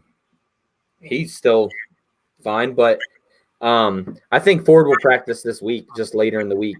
The one that I'm worried about is Hurd, and if Tevin Coleman's going to practice or not. Well, again, based off of Monday's practice, neither one of those guys practice. So it's a little rough. It's something that we have to watch, keep a close eye on. And like I said, Tevin Coleman, Jalen Hurd, D4 did not practice. They didn't list Joe Staley on the injury report. It's an unofficial thing. It's not an injury report. It was just players who didn't practice. So maybe they felt like that was an obvious, he's not going to practice, but it is what it is. Trent Taylor's not ready to be back yet. And Trent Taylor won't be back till November. IR, right? So I'll be gone to November. My bad. He needs to do that. He needs to do that. Oh, Billy as a touchdown celebration though, because that shit was funny. All right, Nick. So I saw a picture with him rubbing his nipples, and you said something about old Billy. Yeah, you never seen Billy Madison? I haven't. You got to explain it to Billy Madison? He's never seen Billy Madison. That's why he doesn't know what it is. Like Adam Sandler, so I don't. It was just a thing where Billy Madison was grabbing his things. He's like, "Oh, Billy," and that's what Trent Taylor was doing. Why? That's why I said, "Why was he doing that?" Oh, all right. It was just part of the movie. All right. No, that's cool. Hey, look, I'm not trying to dump on him. I just, you want to rub your nipples in public, go for it. Well, that's why I tweeted at him like, "Yo, why is he doing this?" And he's like, "Well, I'm glad somebody recognized or acknowledged this." Why would you be happy somebody's acknowledging that? What are you doing? You look crazy out here in these streets. All right, that's cool. So if Tevin Coleman does play and does suit up, that means we'll have 4 running backs. If Tevin Coleman plays on Monday night, the 49ers lose the game by 2. 4 running backs get the juice on the docket. That's gonna be crazy. I say why not? Shit. We lose if Tevin Coleman plays. I don't think so. I guarantee it. I guarantee you. I guarantee you we wouldn't, but you go ahead and keep thinking that. I don't think so, man. I think you can split the times. You split the backs, you split the joints down, you run with your hot hand. Tevin Coleman, I guess you guys said he looked slow before the injury, but hey man, he was still getting positive yards. It just wasn't 9. He was getting like 6. So I don't think if Tevin Coleman plays this week, I don't think he'll be getting a ton of snaps. Okay, that's fine. What? Don't activate him. No, it's not fine. No. Why isn't it? We have the space to activate him. Why don't we have the space to activate him either? What are y'all talking about? No, we don't. How don't we? Right. What do you mean we don't have the space? We haven't activated anybody for a Keller spot. Yes, we did. No, we did. Jimmy Ward is now on the 46, bro. Jimmy Ward was active last week. Jimmy Ward was not active last week. Yes, he was. He had a bye week last week. No, he wasn't. I'm talking. No, that's this week. Pittsburgh. He was active. He just didn't play. Nick. Jimmy Ward wasn't active, bro. What are you talking about? Okay. Where are you getting that from? Like, bro, we don't have space to have Tevin Coleman out there if he's not ready. I don't want to see that Jason Verrett bullshit again. But if he he's not ready, don't suit him up on game day. But if he is ready, do you suit him up? Why? How the fuck you gonna know when he's not ready? Why are we suiting him up? All right, let's have a difficult conversation. Why are we putting Tevin Coleman out there? Because he's our running back. No, he's not. He's not. The he's not hurt. Now he's not the running back. He was the running back before he got hurt. Tevin Coleman might be the fourth best running back on this football team, bro. You're saying that because he ain't. I wouldn't go that far. Jeff Wilson's not better all around than him. Get the fuck out of here. Jeff Wilson is not an all-around better fucking running back than Tevin. Wilson doesn't have the same explosion as these other running backs. I like Jeff. You just said he's the fourth best running back. He can't be the fourth if he's not better than the third guy right now. Tevin Coleman might be the fourth best running back on this team because Tevin Coleman in the goal line ain't getting it done the way Jeff Wilson. Now you only use Wilson on the goal line, my dude. I don't care. He's effective when we use him. Tevin Coleman has not been effective when we use him all season. All season long. Fucking games. I don't care. I don't care how many games he's been, bro. Get in there and be effective. He's not doing it, bro. First of all, I bet you he's our best blocking running back. I guarantee you he's the best pass protecting running back on this team. He's definitely the best pass runner. He's not. No, he's not. Right. I don't smirk either. Because he said that last week. He agreed with me. He knows it's the truth. I don't argue against stuff that I believe in. I'm not gonna fight y'all on that. I'm not gonna fight y'all on that. I'm not bringing him in the pass block. I want to see a man catch the ball, bro. I want to see a man run the ball and be effective. Look, I bet you he wouldn't have bobbled that. I bet you that. I bet you he wouldn't have bobbled that shit. I bet you his talent would have made him catch that pass. So you want to sit Breida for Coleman? That's what you're saying? I didn't say that. Oh, well, then chill then. All right then. I said just suit them all up.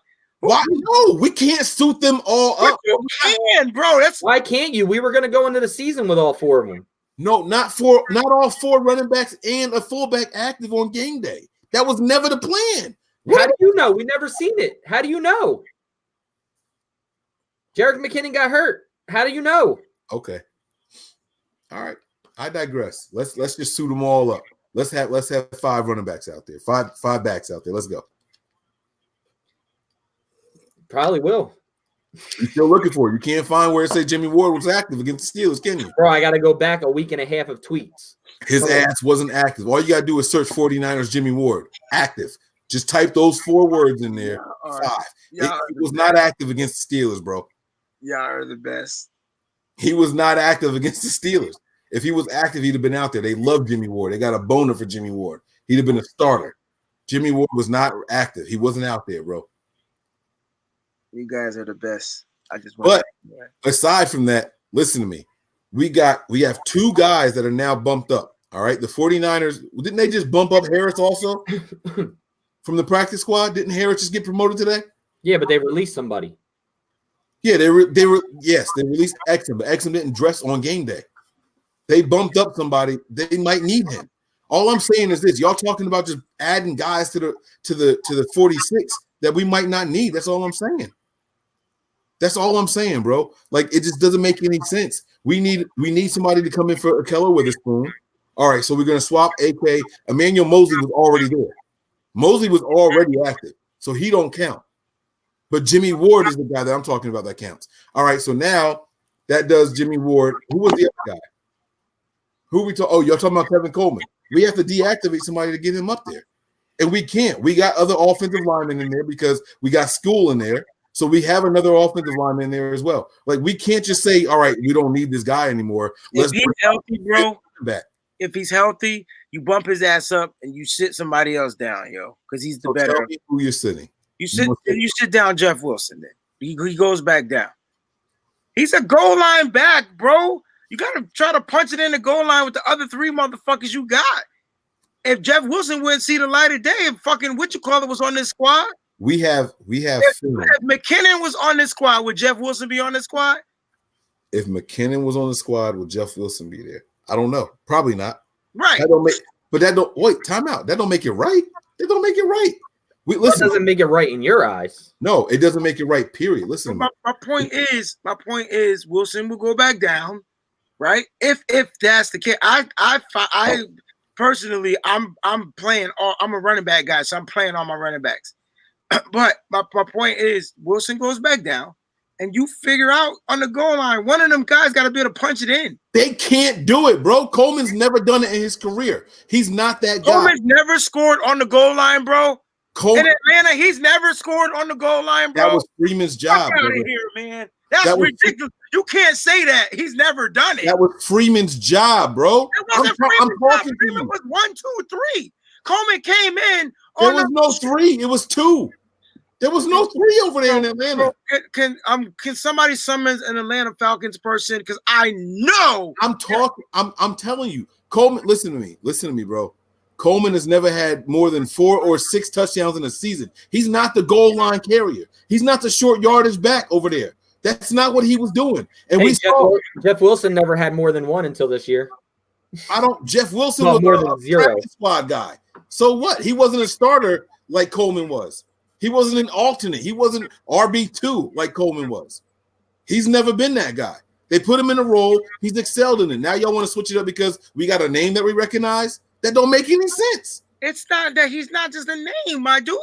We signed this we're paying him money. He was a starting running back going into the year, whether we like it or not. Why Mike just don't like him. I get it. It's not about liking him or disliking him. He wasn't producing, bro. I want to win games. I'm not trying to put somebody out there because of their paycheck. What was Coleman's stats before the injury, y'all? He was trash in the games. What was Coleman's stats before the injuries, guys? Somebody in this motherfucking chat post Coleman's stats before the injury. Because I don't remember him being trash. He might not have been producing, but the 49ers we weren't running it right. We weren't even running it. Oh, it's the Niners' fault, not Tevin's fault. So all the other backs can do it just fine. But it was Tevin Coleman's. It was Niners' fault when he was in there. Bro, can you somebody pull up his stats before? Here you go. Tevin Coleman with the 49ers. 6 attempts, 23 yards, 3.8 yards to carry, and 2 receptions. Okay. What's wrong with that? He's literally the worst back on the team based off of those stats. That's 20. He played less than a quarter, Mike. I don't care how long he played. He asked for the stats. God. So I can't tell you what he did and then say, "Oh, well, how long it was." I don't. But you can't sit here and say he's the worst back on the team off of half a quarter, not even a full quarter. So then why we having so we just don't know. So then what's because he should be playing. If he's healthy, he should be playing, bro. All right. Then we can have this conversation and say he suck. Let him play. Did I say he sucked? No, I'm saying that. Then we can have this. My bad. We can have this conversation and say he the worst back on the team. You said that's where I'm saying you can't say he's the worst back on this team right now because he's not. He's definitely not the worst back. Jeff Wilson can't go to the practice squad because you'll lose him. Tevin Coleman will be activated if he's activated, and so will Breida and Mostert. So does Mostert just play special teams or no? No, I don't. I think Coleman becomes active but doesn't get a lot of burn. He'll get plays to start working himself back in. And then they'll make the decision later down the road of which running backs they're going to keep. So Mike's issue is why activate him if he's not going to play? That's what I've said the whole time. He will play. He will play. But why play him why give him 2 runs? That's the same thing you're doing with Jeff Wilson. You're giving him 2 runs. On the goal line. On the goal line. And Jeff Wilson had more runs the last game because Mostert got hurt. No, Wilson only had like 4 carries last week. No, like he had other. My point is he had other carries other than just being on the goal line. This shit is crazy. I don't know about that. This shit is crazy. Absolutely crazy. Wilson had 8 for 18 yards. 2 touchdowns. His longest was 5, and he averaged 2.3 yards at 8 carries. That's the same amount of carries that whatchamacallit had. Coleman. Coleman in the first week and only averaged 18 yards. And Coleman didn't get a single goal line carry, Nick.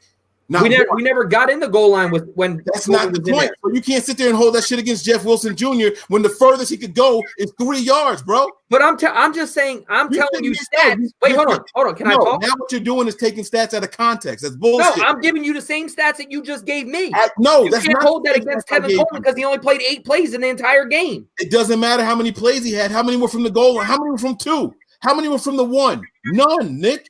So his average, you can't sit here and be like, oh, Jeff Wilson's average. You can't say that because they're using Jeff Wilson in a very specific way, Nick. That's not cool, man. He had 8 carries at the goal line. Okay. All right. Hey, you know what? Hey, fuck Jeff Wilson. We don't need him, bro. Nobody said that's where you're not. We're saying to keep him, and you're saying to get rid of somebody. We're saying to keep 4. Nobody's saying get rid of Jeff Wilson. So you're taking out of context. I said don't activate him until he's ready. Don't sit here and bring him in here so he can work his way back. That's what you said. I said don't let him work his way back. But he'll be activated. But nobody said. You just said okay, get rid of Jeff Wilson. Nobody wants him. Nobody here said anything about getting rid of Jeff Wilson. You're telling me why we don't need Jeff Wilson and we can use Coleman. I didn't say any of that. I said keep all 4 running backs active. So where did I say get rid of Jeff Wilson? A roster spot, bro. I just said Jeff Wilson can't go to the practice squad because he'll get taken. So where did I say that we don't need Jeff Wilson? We can't have 5 backs active on game day, bro. There's only 46 people. What you think and what they do is totally different. I tell you what, we'll see Monday night, won't we? We'll see. Well, and if hey, I bet either one of y'all on this panel we don't see 4 running backs active. What up? Y'all can name the stakes. I bet you we don't see 4 running backs and Kyle Juszczyk active on Monday night. What up? We'll see. Bet me. Name the stakes. I'll buy you dinner. I've already bought you dinner plenty of times. I'll buy you dinner. You don't want to make the bet? Yeah, let's do it. Okay, so we got a dinner bet. Yeah. Damn. Oh man. Let me start. If Tevin Coleman is healthy and he'll be activated, there'll be all 4 of them be on. No or way. You're going to lose Jeff Wilson. No way. That's a tough bet because they're not going to have 5 backs active on game day. They're not going to do it. That's tough. That's unorthodox. Shanahan said himself that he's only had 4 running backs active 3 times in his career. He said it himself. They're not going to do 5. They're not going to do it, bro. You're right. They're not. They're going to keep 4 running backs and a fullback. I said backs. I didn't say running backs. I said backs. They're not going to do it. McDonald's dollar menu. Yep, exactly. If Mike wins, he didn't say what kind of dinner. I'm buying a McDonald's. I'm on some new diet anyway. Listen. I'm picky about my salads and shit now. I'm bougie with my salads. It's all good. Nick, no, I ain't gonna try to collect on them anyway. I didn't even. Damn, I had another chance to get you for the drink that we bet. See, I don't even think that way. That's not how I'm wired. I just like talking shit on camera. That's all.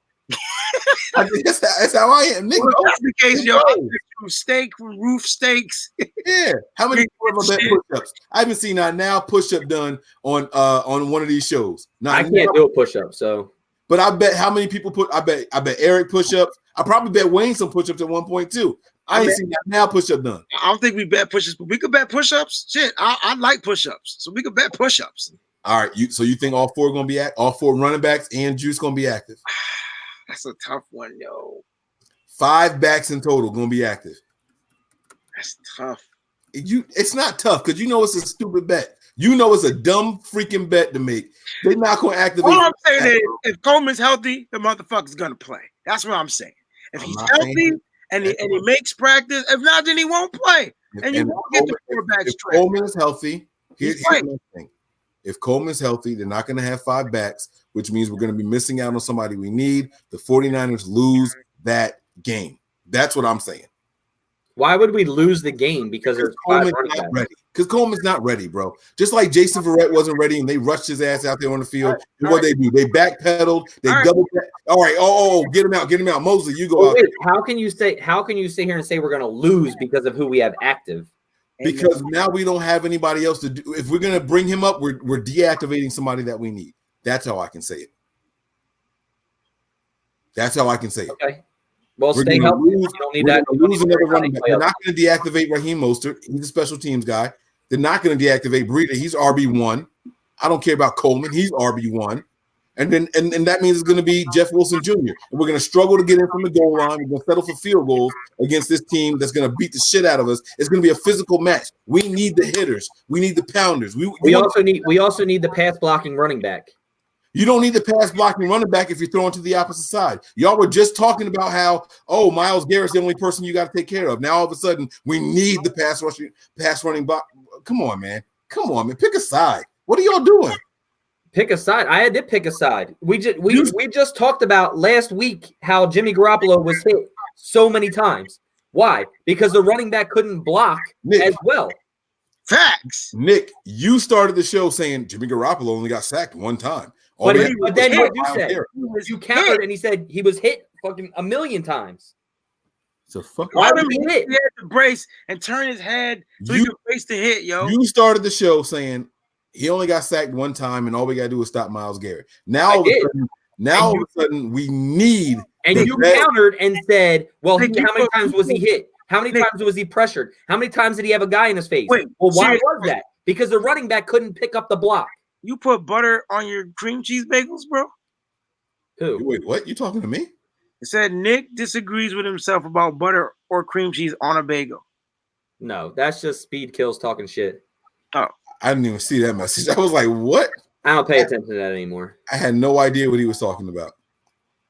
This week, you need that. Like Tim said, this week, the running back blocking will be huge.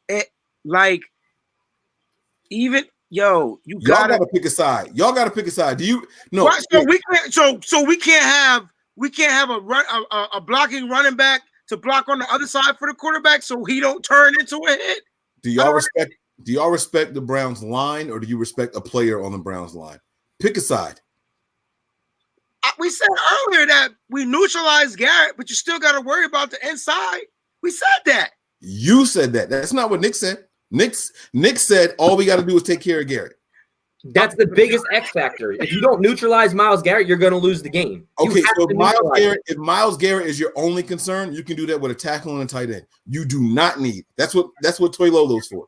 You don't need three people to neutralize Myles Garrett, Nick.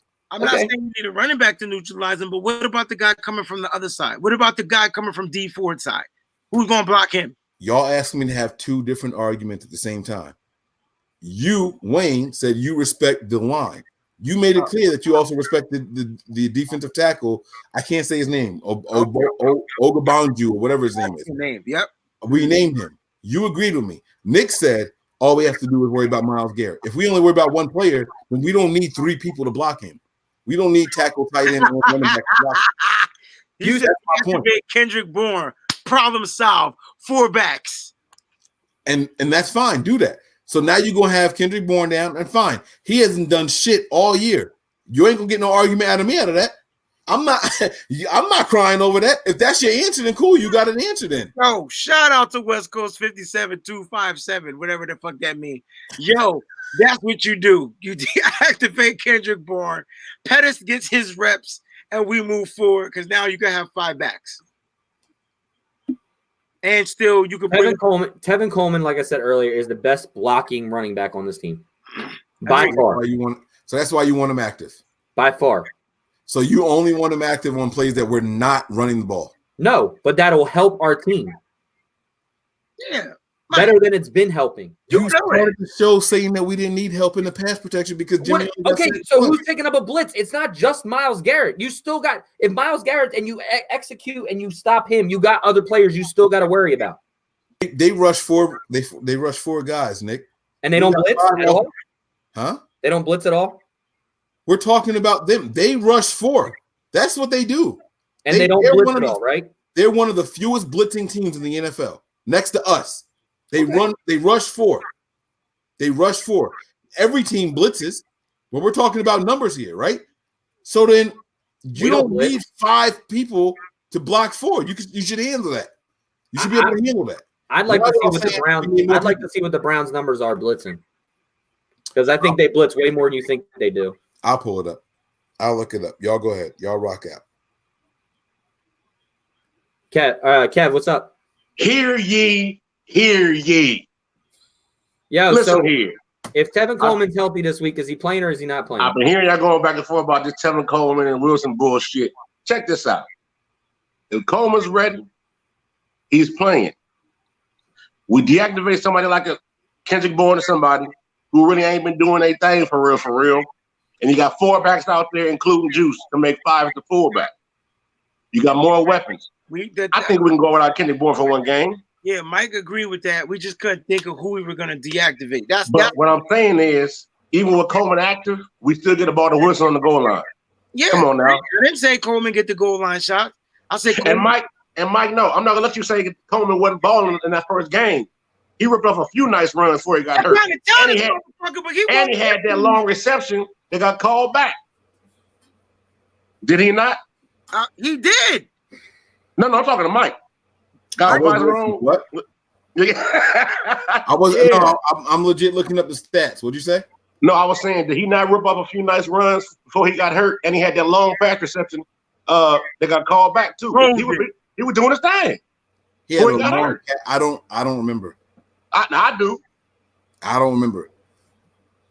He took off on the left sideline for about 107 yards on one play. Come on. he had a dope cat. It got called back. Yeah. So I'm saying, if he's healthy and ready to go, we will go with 4 backs, and Jeff Wilson still get his carries on the goal line. What are these numbers? What is this site I'm looking at? Coleman got hurt on the first play of the game with his ankle and continued. Right, but he still played though. And then they took him out. So to judge a guy on an ankle injury from the first snap, and I said this. I said he looked very indecisive. He looked like lack of explosion. And then the report came out that he got hurt on the first play of the game. His ankle was he damn sure took off on that pass he caught on the left sideline. He was out of there, but it got called back. This shit is 2013. What the hell? Verrett got hurt on the 4 plays. I thought they just took him out. No, Verrett. Somebody said Verrett came out banged up though. I forget what. That's what the report said. He was nicked up, as John Lynch said. Yeah, it was John Lynch said he came out nicked up. John Lynch full of shit. He said that because the boy looked bad when he went out there. Yeah. So, like I said, if Coleman's ready, he will suit up along with the other 3. And we just got the carousel running backs. Matt says this too. Tampa has shut down every running back that they played, Gurley and McCaffrey, and I'm not surprised. They ain't shut us down. Tampa has a #1 rush defense. Luckily for us, Tevin Coleman wasn't active for that game. That was the first game. The second game, right? First. Yeah, first game. So he played that game and got hurt. All right. I ain't doing this, bro. I just said he played and got hurt. He played 8 plays. That's why. We got lucky. I didn't say that. We had 168 rushing yards that game. Stomped him. Luckily, his 18 yards weren't a big deal. Hey, man, what you got to get Tevin Coleman, man? I'm just curious. I have everything against players who are out there because of their paycheck. I have disliked Malcolm Smith for that same exact reason for 3 seasons. I have disliked all these players who are out there just because of their name and their paycheck. Nick knows it. Nick knows. I don't have – if you're doing well, you're producing, hey, cool. I showed a different change of heart with Kyle Juszczyk. I felt like he was overpaid. I saw a couple of things this last game. Hey, I'm a Kyle Juszczyk guy. That's my guy now, right? When you're out there because of your name and what you did in the past, that has nothing to do with what you're doing now. And that shit bothers me. Tevin Coleman is one of those dudes right now. He has not showed me a reason why he you must fucking like he had enough time. Hey, so you must really hate season. What are y'all talking about? But Mike, how much money do you want this guy to make? Eric McKinnon then? How much money do you want him to make? He's making $1,550,000 base salary this year. He shouldn't be running back 1. Every run. Listen, Coleman does not look better than Breida in this system. Tell me, I dare one of y'all to tell me I'm wrong. We didn't really see Tevin Coleman in the system, though. Okay. What are you judging off of? 8 plays? No, you're right, bro. I can't argue with that logic, bro. We didn't see him do it. That's fine. Tevin Coleman never looked as good as Breida, even when Kyle Shanahan had him in Atlanta. But now we didn't see him in this system. So, all right, I can't argue with that. I don't know. He had a pretty decent year under Kyle Shanahan. His best career year, actually. and it still wasn't as good as Breida. But all right, that's fine.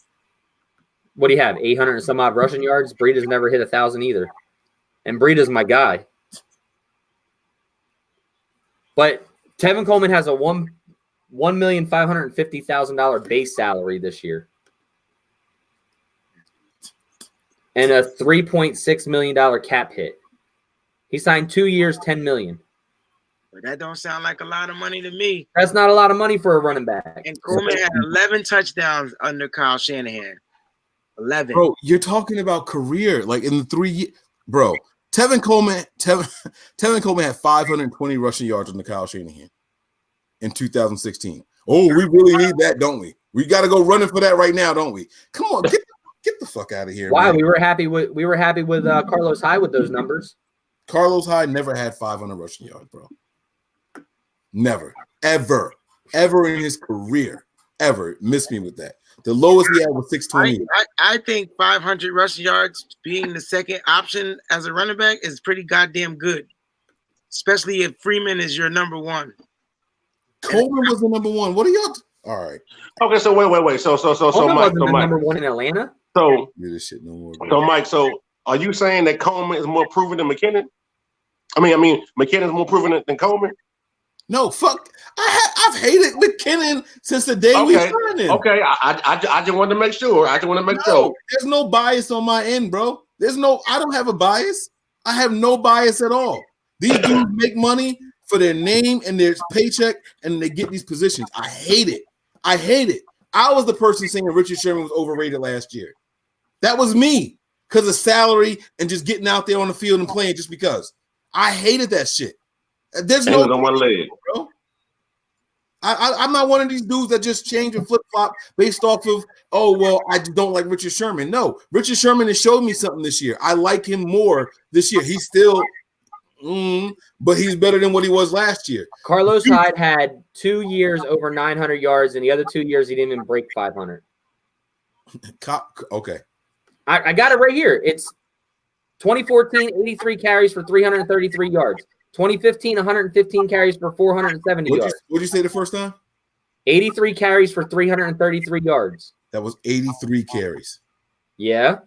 Okay, so what do you want him to average 10 yards a carry, Nick? 115 carries in next year, 470 yards. Okay, so that's 3.5 yards a carry. But you're arguing 500 yards as a backup guy, and that's the same thing that Carlos Hyde was here. Hey, like I said, put Coleman in, bro. He's the dude. I said it to y'all 5 times already. Put him in. He's the man. We don't need Wilson. We don't need aggressive. We don't need him. I said it 5 times. I don't know why we keep going back and forth. Because you don't mean that shit. That's why. You saying it to shut us the fuck up. Yes, because I don't like talking in circles, bro. I hate that shit. But you're giving stats, and then we're coming back at you with the same stats from another player, and it's being downgraded because it's a different player. Because y'all sitting here telling me what a guy did in the past. I'm looking at what's happening right the fuck now. It's just like in the 49ers. What's that defensive lineman that we signed from the Cardinals? What was his name? What was old boys? He got a big name. Who was he? But he never played a game with us, so it's pointless. And everybody was like, "Oh, he's gonna make the 50." And I tweeted, "If he keep playing like that, he's not gonna make the 53." Everybody killed me talk about that. They killed me on Twitter. I don't give a fuck what you did in the past. All those Pro Bowls and shit don't matter. You got to do that shit right now. Right, but that's what we're okay. Mike, so between preseason and week 1, Tevin Coleman he ain't it, bro. All right, so but here's my question. Hold on, Kevin. That's what we're trying to say here. You're saying that he hasn't done it. Well, he's only played 8 plays in a talking about the whole season, Nick. I'm talking about preseason. To have 20 yards to carry. Nick, did you watch preseason? He barely played in preseason. Okay. So how much of a sample size do you need to see before you say, hey, look, he's not the best guy on the team? He's not the best running back on the team, bro. More than 8 plays. If he's not the best running back on the team, Mike, why did Kyle Shanahan start him as the number 1? Because because of the salary. Who's the highest paid running back that's active on the team? Because of the salary. Who's the highest paid running back active on the team? Come on, man. Now we don't want to answer the question, right? All right, that's cool. Hey, look, y'all find y'all reason. I got mine. I see what I see, bro. Okay. Breida is the best running back and pass catcher on the 49ers. He's the best one. I don't need to see Coleman out there. Coleman don't bring anything to this team that we don't have already. Nothing. Breida runs better outside. Darnell Dockett runs better inside. That was his name, Darnell Dockett. Yeah, yes, Darnell Dockett. He didn't even Darnell know Dockett was the guy that y'all flamed me for all over Twitter. I said Darnell and Darnell Dockett. Breida didn't start at number 1. Coleman started at the number 1. First game of the season, Coleman started. I know that's my no. Somebody typed in Breida started number 1. Oh no. Okay, I was gonna say that's not true at all. Breida was not number 1, which I thought was bull because Breida was the best back that we had.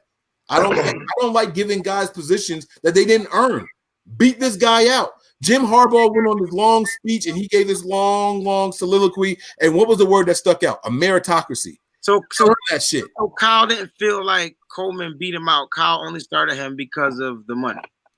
Yes, he started in the money, bro. Yes, familiarity. He's familiar with him. Yeah, but I do want to ask you though, Mike. Have we seen enough of Coleman to say what he's not? But being familiar with a player and money is two different things. So I'm going to start the player that I feel is going to run my system the best, even if I thought that the player that I had running my system was the best. If I feel like this guy knows my system, that's who I'm going to go with. That's familiarity. So Matt Breida don't know the system? Huh? Matt Breida don't know the system? I didn't say he didn't. I said the best. It's you got to add the best in there. Coleman don't even have rhythm with Jimmy Garoppolo. And Kev, to answer your question, no. We have not seen enough of Tevin Coleman to say, well, okay. No. Your answer is no. And that's all I want to say. All I'm saying is if Coleman's healthy, he plays. I didn't say he started. I said he plays. You suit him up, you play him, you get what you can get out of him, and you got to get him back into the rhythm because he's a part of this team. I don't give a fuck what y'all say. You and Nick both said the same thing. He's right. At the end of the day, he's a Niner. You and Nick said the same thing, right? Both of y'all said the same exact thing. If he's healthy, you suit him up, you let him get back into it, and you play him, right? Yeah. Now this is how this whole disagreement started. My thing was don't put him out there to warm up and get back into playing shape. My thing was keep him inactive until he's 100% and ready to go. But how do we know he's not 100% ready to go, Mike? That's what practice is for, brother. What are you? Come on, man. Bro, maybe he practiced and he's ready to go. But you're not going to start him over the hot hand, right? You're not going to just, hey, you get your starting job back when Breida's been playing hot, right? You don't just throw him back. We can't sit here and say that that's what practice is for because D4 barely practices. Nick Bosa barely practiced. They start, bro. They're starters. So D4 Coleman, and what I meant by bringing Tevin Coleman is a running back by committee. He may get 4 or 5 touches. Wait, Mostert may get 4 or 5 touches. Start on our defense? What's that? D4 doesn't start on our defense? No. He's not the base guy. Situational. Right. It depends on what they come out in. He just asked, does he start? He's not the base guy right now. But no. So Armstead's the base guy. No, they put Blair over there sometimes. It depends on what they're in, what package they're in. That's what correct. they decide to start the package off at. It doesn't. That's why I don't get with everybody with starters. He's still a starter. Out with a 2 wide receiver set, a 1. Bro, you can't be mad at me. Y'all just asked me about starters, bro. Y'all asked me about starters. Y'all asked me about starters. I didn't start that conversation. Y'all said D4 don't practice. He's a starter. I said no, he's not. But he is a starter depending on which situation. But he plays. He plays. If we come up with plays, D4 needs to start and he starts, correct? That's what I'm asking. If they're in base, yes, he comes out as a starter. No, Mike said he don't start in base. No, he does start in base. No, he does not, Nick. He didn't start in base last game, bro. Okay. He did. Look, I'm not trying to argue with y'all. That's not what you are trying to argue. I'm not arguing. I just want clarification because I always thought D4 was a starter. So I thought he was our base guy, but you're saying he's not. So that's why I didn't know. D4 seems like he's out there more of a situational role. Obvious passing downs, shit like that. Did we pay that all that money for a situation? Hey, I didn't say I agree with it. I'm just telling you what we were seeing. It was a couple times with last game we was like, hey, D Ford ain't out there. D Ford ain't out there. Right. D Ford ain't out there. And it turns out what? He had 17 snaps for the whole game. But they were 17 effective snaps. That's all. Come on, man. Y'all want me to be the bad guy. I came in here to talk shit about my team. No, I'm not trying to make you the bad guy, bro. I'm just trying to get clarification, my G. I thought D Ford. So we don't feel like D Ford should be playing more, getting paid all that money. D Ford, according to this site that I'm looking at, D Ford has not started a single game for the 49ers this year. Okay. He has played in all three. They have all of his stats here. He's got the 2 sacks. He's got an assisted. He's got 3 combined sacks. He's got 2 quarterback hits. He's got 1 tackle for loss. D Ford has not started a single game for the 49ers this year. Well, then I stand to be corrected. And that's what I was trying to tell you. I'm not trying to argue it. I'm not trying to be difficult. I'm just letting y'all know what I see when I watch the games.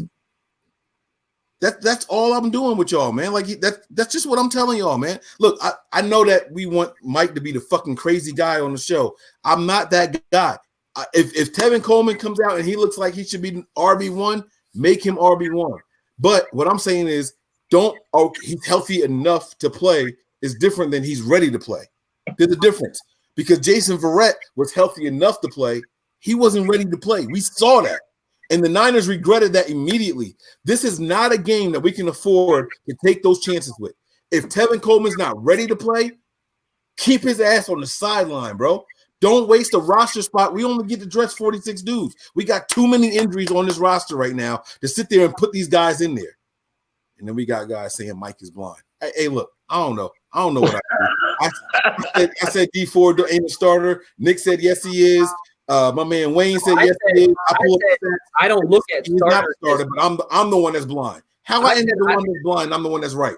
I said I don't look at starters because it depends on packages that you come out. The same thing with the offense and the same thing with the defense. The only time on the offense you have the right first starters is your damn offensive line. Your 2 guards and your center and your 2 tackles. That's your only starter and your quarterback. That's the only starters that are on a team. Everybody else depends on a package.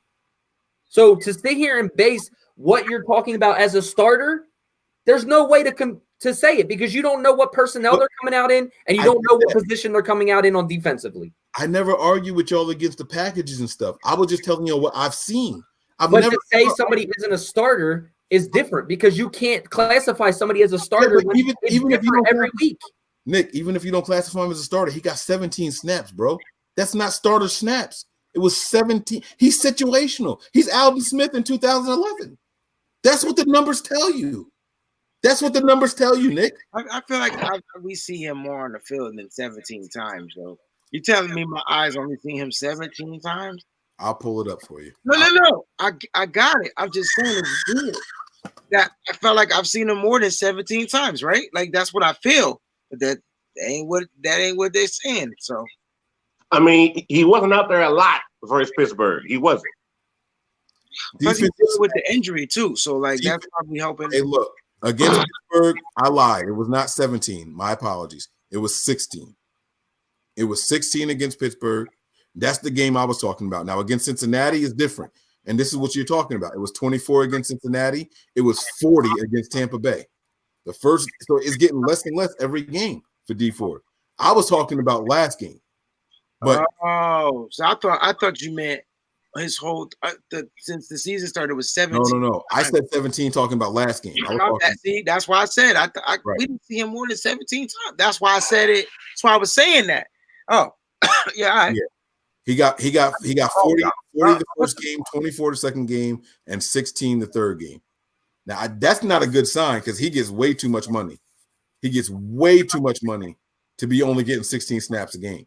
That tells me that knee bothering him a whole lot more than is being talked about. No, absolutely. That's a very troubling sign right there. But you have to look at it in different ways too, Mike. You got to know if he plays in this certain package, how many times do we play that package? There's a lot more to look at it than him just playing 16 plays or 17 plays. It depends on what package we're in defensively. The same as offense. Richie James may get more snaps being in this situation or this position this week than he does last week because we run that more. Right, but Nick, you don't think that we were in enough situations where we should have seen more of him last game?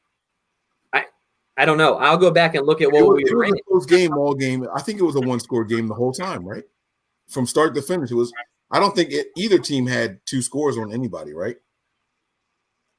I think we did at one point. We were at. I think there was.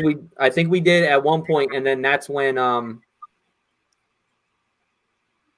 You think it was a 2-score game at one point? Because they went I think we were up by a field goal and a touchdown, and then Juju scored his touchdown. We were up by 10. We're never down by 2 touchdowns. We were never down, right? So maybe 2 touchdowns. So we were up by 10. Right. So then that means it was never must-pass situations for them. But they got third downs. You know what I'm saying? Like, we should have seen more than just 16. I don't know, but I get what you're saying. I'm not questioning that. I'm just telling you what I saw. I don't want to change it to a different argument right now. You're absolutely right. Like, it depends on the packages and what's going on for sure. I think it matters. I think it goes by his knee tendonitis of what he's been going through for the last 2-3 weeks. Well, 3 weeks, yeah. And what packages we're in. And I mean, that's really what it boils down to. When did we get up by 10 in that game? Huh? When did we get up by 10 against the Right before Juju Smith scored his touchdown, I think. And then we were only up by we were up by 9. Because they got the first touchdown. No, we got a field goal. They had 6. They had 2 field goals first. No, they got a touchdown first. No, we held 6 points. It was 6-3 at half. It was 6-3 at half. We came in Then we scored 10-6. Oh, then we got the turnover. We got the turnover coming out at halftime. Then it was 13 to whatever it was, 10 or whatever it was. They missed an extra point. They missed an extra point at one point. All right, here it is. Look, they scored 6 points in the first quarter. We scored 3 in the second. Now, here's where it gets a little murky, right? We scored 14 in the third. They only scored 7. If we scored our 14 back-to-back, that would make it 17-6. But if we didn't, I know that they started the game, or they started the second half. We got the turnover, and we scored on it. So I know it was 10-6. I know that for sure, but I can't remember who scored the next score there. Either way, all right. But it was always a close game, though. So they were never like in a must-pass situation. So. I think the most we were up by was 9 or 10. It was right. It's all right. It's a moot point. I mean, we're going over semantics here. Look, y'all think we win this game or not? I do. I think we win this game too, but I think it's going to be like a 24-17 game. I don't think it'll be a rout. No route. No. So we're not running away with this one. I think we run away with it. If we get up on them early, yes. I think we run away with it. I do. I think the Niners scored touchdown on their opening drive. I don't care if we get the ball first or second. The first time our offense gets the ball, I think we score. And I think they come out trying to pass because they don't want to fall too far behind. That forces a turnover, and we score again. And just like that, it's 14-0. And after that, it's smooth sailing. That's legitimately what I think. I can see the final score being something like 27-10. I think we get up 2 scores and we just hold on to it. That's honestly what I think. I can see that. Make them have to pass. We want to run the ball. We want to control the clock. And so I think that's what we're going to do. I think we're going to get up early based off of opportunity. And then we're going to run the ball like crazy, keep them off of the field, keep our defensive rested. So when our defense goes out there, we start tearing shit up. That's what I think. I don't know if y'all saw it when I put it in the chat, but I don't think the Beckham versus Mosley matchup is as lopsided as people think it's going to be. I think Mosley plays well and pretty much keeps Beckham and Odell in check. The biggest thing on this game is going to be our pass rush. If we can get to Baker, we win this game easily. If we're not getting to him that fast, but we're putting pressure on him and he can get rid of the ball to, quick screen passes or quick slants, Richard Sherman will get beat on slants. because he doesn't have time to adjust and run the actual route. Emmanuel Mosley, I think, will be okay, but I don't even know if Landry's playing. Landry's still in concussion protocol. Is he really? Yeah. I didn't know that. When did that happen? He had a concussion. He got concussed last game. That's why he came out after half. Now, I will say something that I want to see. He got an extra week to heal up, so I don't know if he'll be good, but he's definitely in concussion protocol right now. Yeah. I know concussion protocol is a 4-day minimum, so I didn't know that. I had no idea. He's got the extra day because we play Monday also, so he might. Right, that's what I'm saying. He's got that extra day because of Monday. He should be back. What were you going to say? I'm sorry, Kev. I didn't mean to cut you off. Oh, no. The one thing that does kind of worry me that is still an issue from last year is a lot of times the pass rush got there last year on the edge, but the middle was like partner Red Sea. For whatever reason, linebackers in coverage, and then the tackles don't get home, and the quarterback just scamper up the middle for 10, 12 yards or so. Can't have it happen. As long as Armstead is in there, I think we're okay. Well, he's been in there and it still happened. You know what I'm saying? I mean, so this year? I'm just saying, huh? This year? Yeah, there's been times where, hell, Rudolph scampered up the middle a couple times, I believe, for a nice little game. No, I don't remember anything up the middle. Yeah, I don't. Let me go to my Googles. I remember getting outside. Well, it may not have been Rudolph, but my point is when the pass rush gets there or the ends get upfield too far, the middle's wide open. And I'm like, oh, man, that middle. It kills me every time. I think we've been all right in the middle this year. Armstead's been okay. And so has, DeForest Buckner's not getting a lot of pressures or anything like that. Matter of fact, against Tampa Bay, when Quan tried to take off Winston's head, the rush got there on the ends, but the middle was open. Yeah. You know what I'm saying? That was the first time that I remember seeing that, though, all year. You know what I'm saying? So I'm just that can't happen. Baker, he'd take off if he let it. Baker doesn't really go up the middle, though. They run a lot of RPO. A lot of that shit's outside. And even with that Winston run, his longest carry of the game was only 5 yards. And so I think, Kev, you see the game like I do, right? And when I watch 49ers defense, I swear to y'all, every time, Nick's been here sitting right next to me, he can tell you. I see a 3-yard run, and to me, it feels like it was a 9-yard run. Oh, that shit hurts. I don't know why. I'm like, yo, get him. Too many yards. Right. So that 5-yard run by Jameis Winston that drew the flag, it probably felt to you like it was a 10 or 15-yard run. You know what I'm saying? So like I get what you're saying there, man. And I'm not exaggerating at all. Like every carry on the Niners, it feels like that, bro. Every carry. I'm with you, man. I'm with you.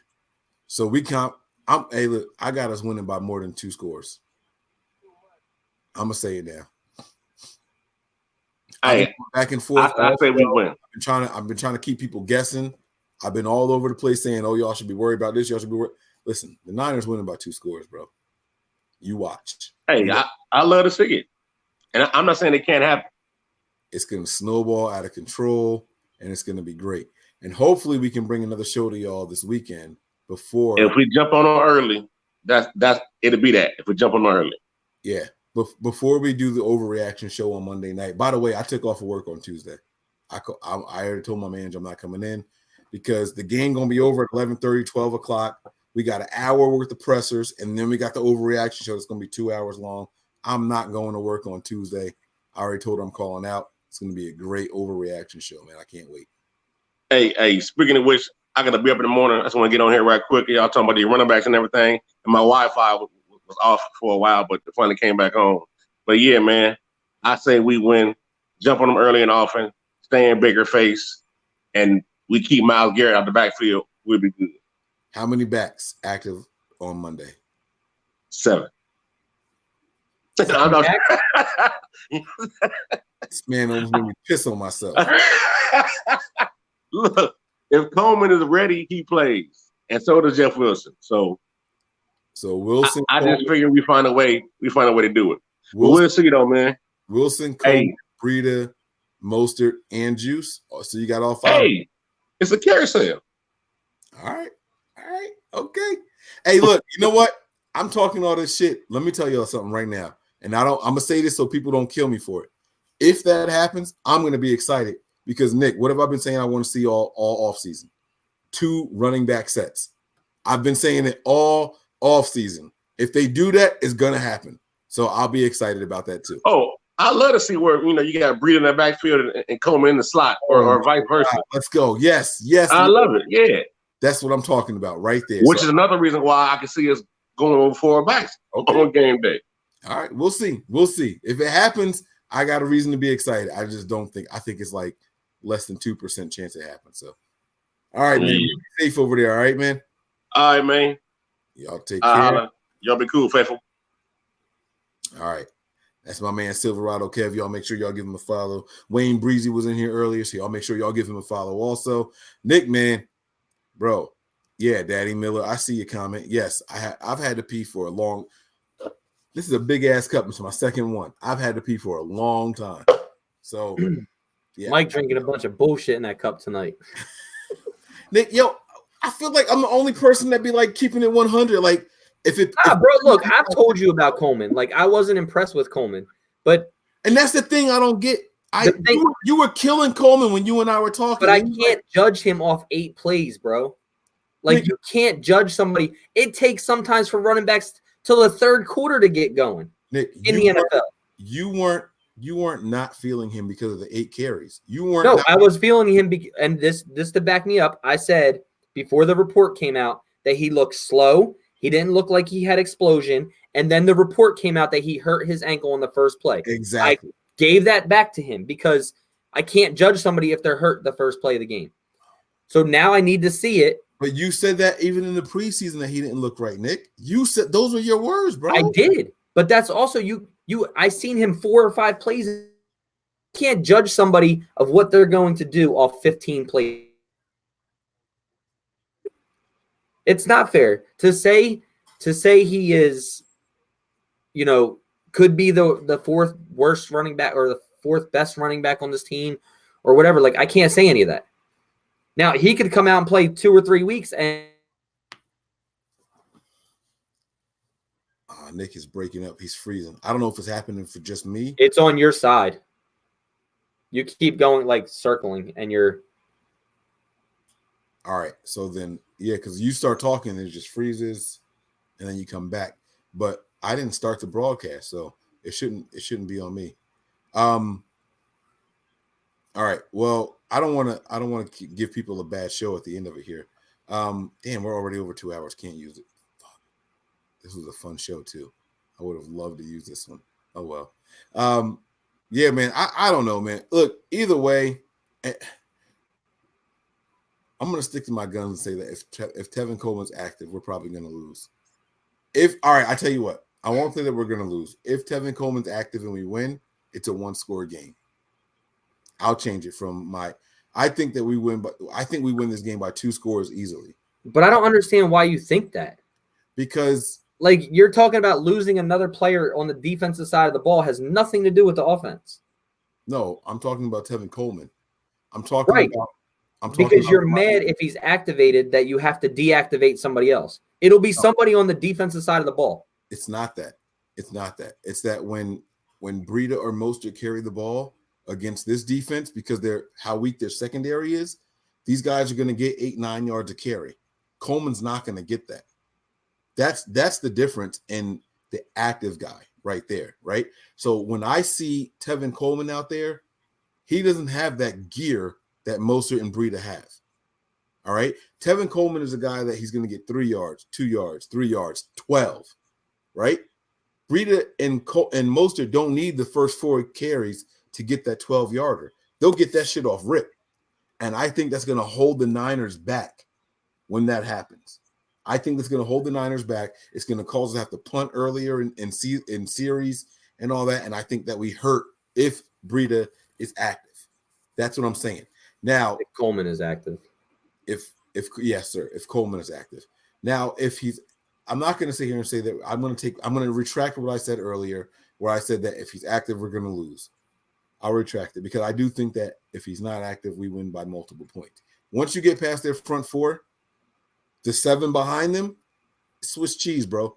We're going to run all through those dudes. I have no problem admitting that. My problem is that I'm not sure if Coleman can get to the second level. That's all I'm saying. That's all I'm saying. So that's it. That's my stance. I'm going to stand firm on that. I think that Kyle Shanahan is smart enough to make second half adjustments. Hey, look, Coleman, you're not getting it done in the first half. We got to go with Breida and Mostert here. That's my stance. I'm going to stick with it. I don't think Shanahan's going to let it cost us the game. Shanahan showed great integrity, great mind, great situational awareness this last game with the 5 turnovers. Shanahan was always aware of where we were down in distance, and he showed great play calling ability with what was going on in this last game. And he refused to let us lose that game. The players felt the same way. They rallied around their head coach. They rallied around their quarterback. They rallied around that defense, that defensive effort. Those 2 turnovers inside the 20, they were like, no, you're not getting in the end zone. That team rallied. I think that is going to be a strengthening point for this team. I think it's the turning point of this entire season, honestly. That's the biggest adversity that they should face all year long. And so if that's the case, look at Landry. His bum ass he just couldn't run straight. Just tripping. But if this team can keep it together, we're going to be dangerous. We're going to be extremely dangerous. And I think that's what we got to look forward to. I'll tell you what, I'm a Breida dude, and you know this 100%, but I hope Tevin Coleman comes out and runs for like 130 yards just because this is a competition between me and you, and he shits on the Browns. I'm hoping he breaks off like 10 runs for like 120 yards. I'm hoping just because it's a competition between me and you. I'm okay with Breida sitting for one game, but that's only because of my competition with you. You know how much I love Breida, so no, but you should want somebody to do that. I'm okay with that. If it happens, I'll be like, yo, I was wrong. Kill me. I was wrong for it. I'm okay with that. But then I would still sit there and come back and say, I still don't know what he is in this offense because how's he going to be utilized with Breida and Mostert and Wilson?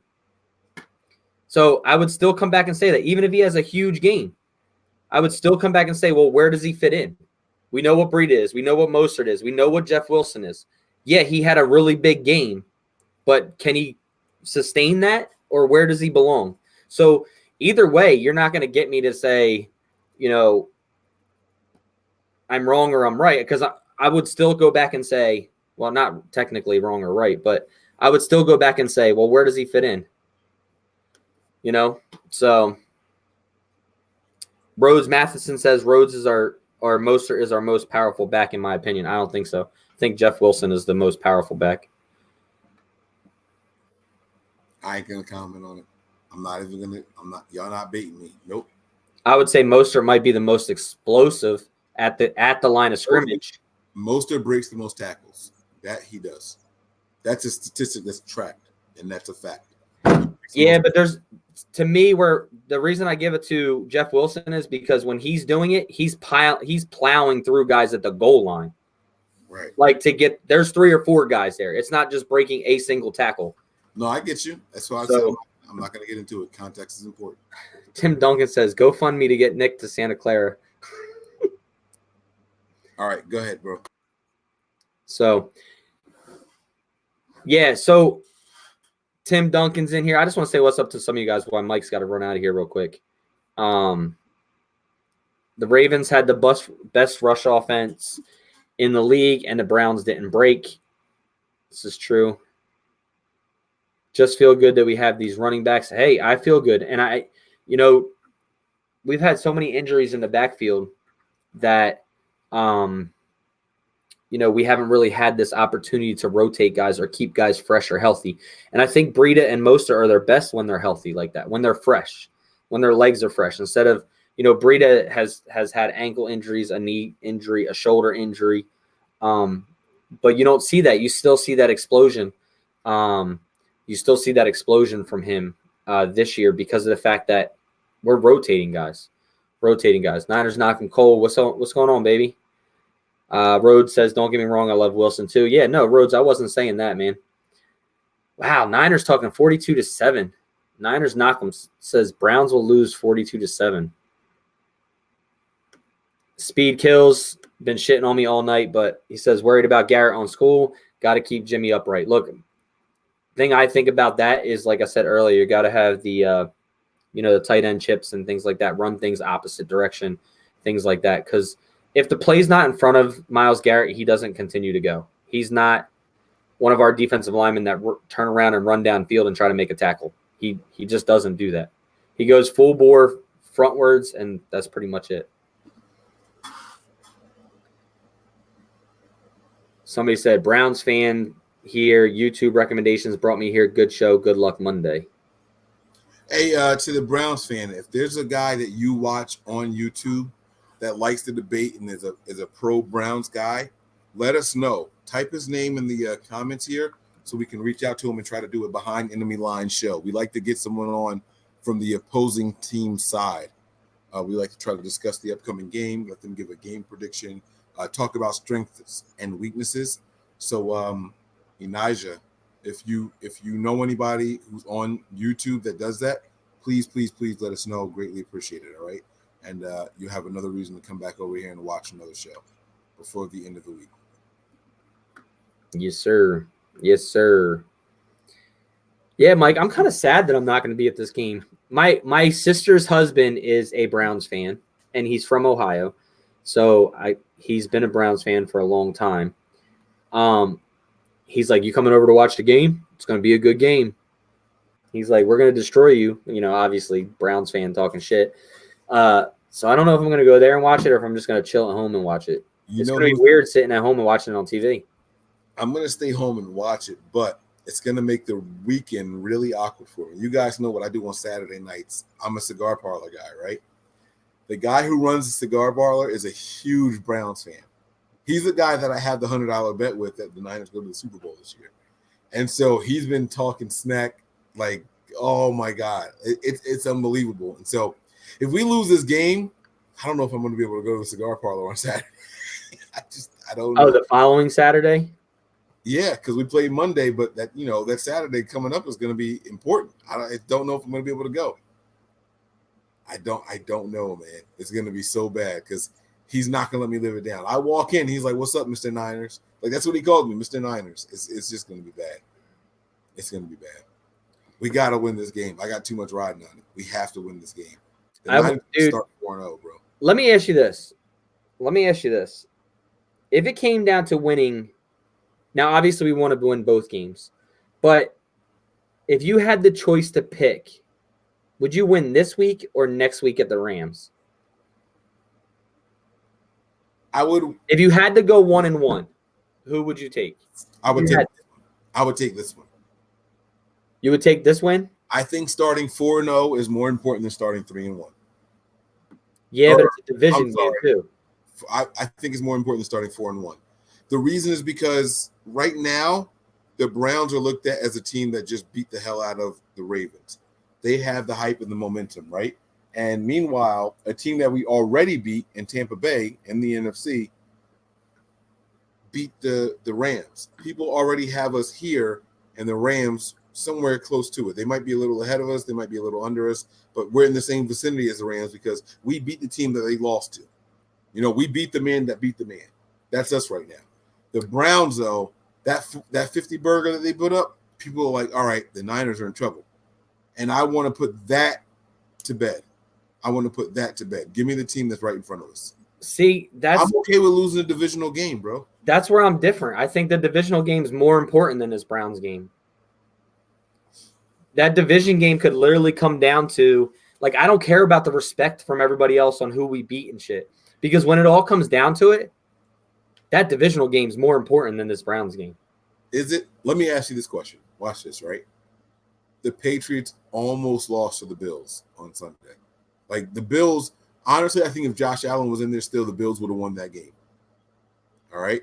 My question to you is, had the Bills won that game, do you think less of the Patriots, knowing it's a division game?